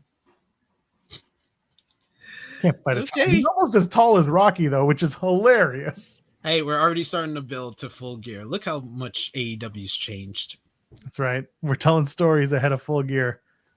AJ is going to be all over that thing. The other AJ. The Big Boom AJ. We need AJ Lee versus AJ Styles versus AJ Bufumo. They're all phenomenal. They are all phenomenal. And they light it up. They do. And they bring the boom. What do you think the inevitable blood and guts match for the men is? The women, I think we've already, figured out most of them. We have until November now, which is also hilarious. This is before we get out of here. I'm hoping that they don't do a men's blood and guts. To be honest, I think they're going to do both. I think they. I think they are too. It's gonna be the Death Riders. I think it's going to be a 3-hour episode, by the way, because I think it's the episode going into Full Gear, isn't it? No, it's the 2 weeks penultimate. The penultimate. Basically. Okay, so it's 2 weeks before. For those who don't know what the word penultimate means. Okay, I'm just taking a look here. Blood and guts. Yeah. You got one more in Boston. That's where, the dance girl is going to be. Okay. So it might be a 3-hour event, but I don't know. It doesn't say anything about Collision tapings. It just says AEW Blood and Guts. We shall see. I think it would be Death Riders versus Darby, Hangman, the Ops. I think you're going to see Don Callis family in one of those. I can see that. I can see the Don Callis family in there, but it would feel like the most taped on, glued together blood and guts ever. Like, well, that's all you people asking for. Like, Don Callis family does not have a rivalry that's worthy of blood and guts. At least the Death Riders thing, it feels worthy of blood and guts. So the reason even the women's thing, they've been wrestling each other for months. That feels worthy. If you're saying conglomeration versus Don Callis family, that will feel like the most mid-card blood and guts ever. No matter who's in it. It could be Takeshita, Okada, and all the main eventers in it. It would feel very mid-card because the conglomeration have been defined down. Yes, but that's the point, because the women's blood and guts match is supposed to be made to be bigger. So instead of having the Death Riders take over and be the bigger blood and guts match, they will put the emphasis on the women's blood and guts match as the main event, and they will potentially open with or crossover with a men's blood and guts match with Don Callis family, with like Team Briscoe, as Hour says in the chat. I know y'all want the women to main event, but if y'all think Tony Khan is doing a men's blood and guts and that's not going to main event, okay. I have a bridge in Brooklyn. I would like $1 billion for it. Give it to me immediately because you are obviously dumb. So you could just give it to me. We'll see where it goes. That's where I'm at. It's not a pay-per-view. It is just a special Dynamite event. And I assume that they're going to do what used to be the Royal Rampage on the Collision. I guarantee y'all, if they're doing a men's and women's blood and guts, the men's one, knowing Tony Khan, it's going to be a man. We'll have to look back on this episode not August. Jesus Christ, it's October 2nd. I wish it was still August. The weather would be nicer. Well, I think it's a certain time, and I got to make this quick because I'm running out of time because you took too long. It's time for the C-suite. The C-suite. It's time for the C-suite. The C-suite. It's time for the C-suite, where we watch C-level WWE shows in the C-suite. WWE LFG this week, we have now determined the final four. The final four participants in the LFG finals for the season 2 have been decided, or for the most part have been decided. Shiloh Hill, he went up against Anthony Luke. They had arguably the best match that I've seen on LFG, had a live crowd who were very much into all the action that went down. Shiloh Hill picked up the win in the matchup, and then he won the vote 3-1 over Anthony Luke. Anthony Luke he's been killing it the first 2 seasons. So I agree with him. The judges obviously don't want the best wrestler. I think Anthony Luke has been far and away the best wrestler as far as like in-ring work from the men in the first 2 seasons. And he put on the best matchup with Shiloh Hill of either season. So it's kind of a shame that he didn't get the win here. But Shiloh Hill's going to the finals, second straight finals for Shiloh Hill. Then you had Xena Sterling versus P Nasty. This seemed like this was going to be Xena's time to kind of turn it all around after an up and down season following her finals run in season 1. But Xena really feels like she has regressed a bit, and P Nasty is in the game. She's been the best woman for season 2. So not surprising. She got the win here. She was better in the matchup. She got the win in the matchup and then got the vote from the judges. So she goes on to the finals. Danny Seletsky versus Serena Linton was one of the other matches. And that was a really well done matchup by both ladies as well. Both ladies have improved greatly in the second season. Danny got the win. She got the vote from the judges. She goes on to the finals, making the finals after getting bumped at this point last year. And then finally, it was Harlem Lewis and Drake Monroe in the final matchup. And both guys had probably their best matchup of the season so far. They were so evenly matched that we got our first split vote from the judges, 2-2. And next week on LFG, we will hear Shawn Michaels vote on who will move on between Harlem Lewis and Drake Monroe, as they're going to have a second matchup. So that was LFG. One more episode to end off season 2 coming up. That's on next week's C-Suite. And then you had WWE Evolve. We determined a number 1 contender for the WWE Evolve Men's Championship as Keanu Carver picked up the win over Brooks Jensen. Post-match, Bryce Donovan. The Vanity Project. Put your two fingers up in the chat. Dum dum dum dum dum dum dum dum dum dum. Party's here. Bryce Donovan, the Fixer. He beat down Keanu Carver, injured Keanu Carver ahead of his title match against Jackson Drake in 2 weeks' time at Secession. Then you had Callie Armstrong. She picked up a win over Kylie Bright ahead of her matchup against Kendall Gray at Secession. So it's been build up for Secession pretty much over on Evolve the last couple of weeks. But more importantly, we got a backstage segment where Wendy Chu was speaking words and her hair was straight. But she ran into Joe Pro. You know who she ran into? The American Cream, Busty Rose. Yeah. Thick Shaney. George BBW Bush. Nikita Lyons. Nikita Lyons showed up and says that Wendy's voice is annoying her. It's like an earworm in her ear. And Wendy Chu called her a bitch. That was Evolve. And that was the C-suite. The C-suite. It was time for the C-suite, where we watch C-level WWE shows in the C-suite. They ended the show by her calling her a bitch? No, that's how I ended the C-suite. Oh, okay. See, I wouldn't have put it past them to call her a bitch. I mean, that's also true. Got it. Anyway. We have Louis got the right answer, by the way. Anyway. Maga the Stallion, yeah. B, 2 E's. Anyway, anything else we got to talk about before we get on out of here? Hangman's right, by the way. Hangman's right. No, I'm not. I don't have anything else to say. Like I said, great episode of Dynamite. Ready for Impact tonight. Yeah, baby. You'll see me and Joel some more later on. It's true. We're doing 2 shows. We're going to bookend this day, baby. Over on Main, we'll be talking about TNA tonight. So if you like gluttony and punishment, well, we are gluttons for punishment with you after TNA. So let's get on. I got compliments for bugging out on the greatest tag team match of all time. So gotta outdo my performance from last week. Follow me on the Twitter machine at TrueHillSP3. I'll be live in 45 minutes with Jimmy Macaram over on the True Hill Heat YouTube channel, reviewing last night's AEW Dynamite AE Ramble. So join us for that. Thank you. Hey, if you got clips that you like from these episodes, let me know which ones you want to see. Comment below. And while you're leaving a thumbs up, we thank you as always. We'll be back tomorrow, myself and Jeremy Lambert, if he's still breathing. I mean that because he's... Anyway, you get why. Happy anniversary, Jeremy. We'll be back tomorrow at 10 a.m. Ladies, gentlemen, friends beyond the binary. We'll see you in the next one. Cheers.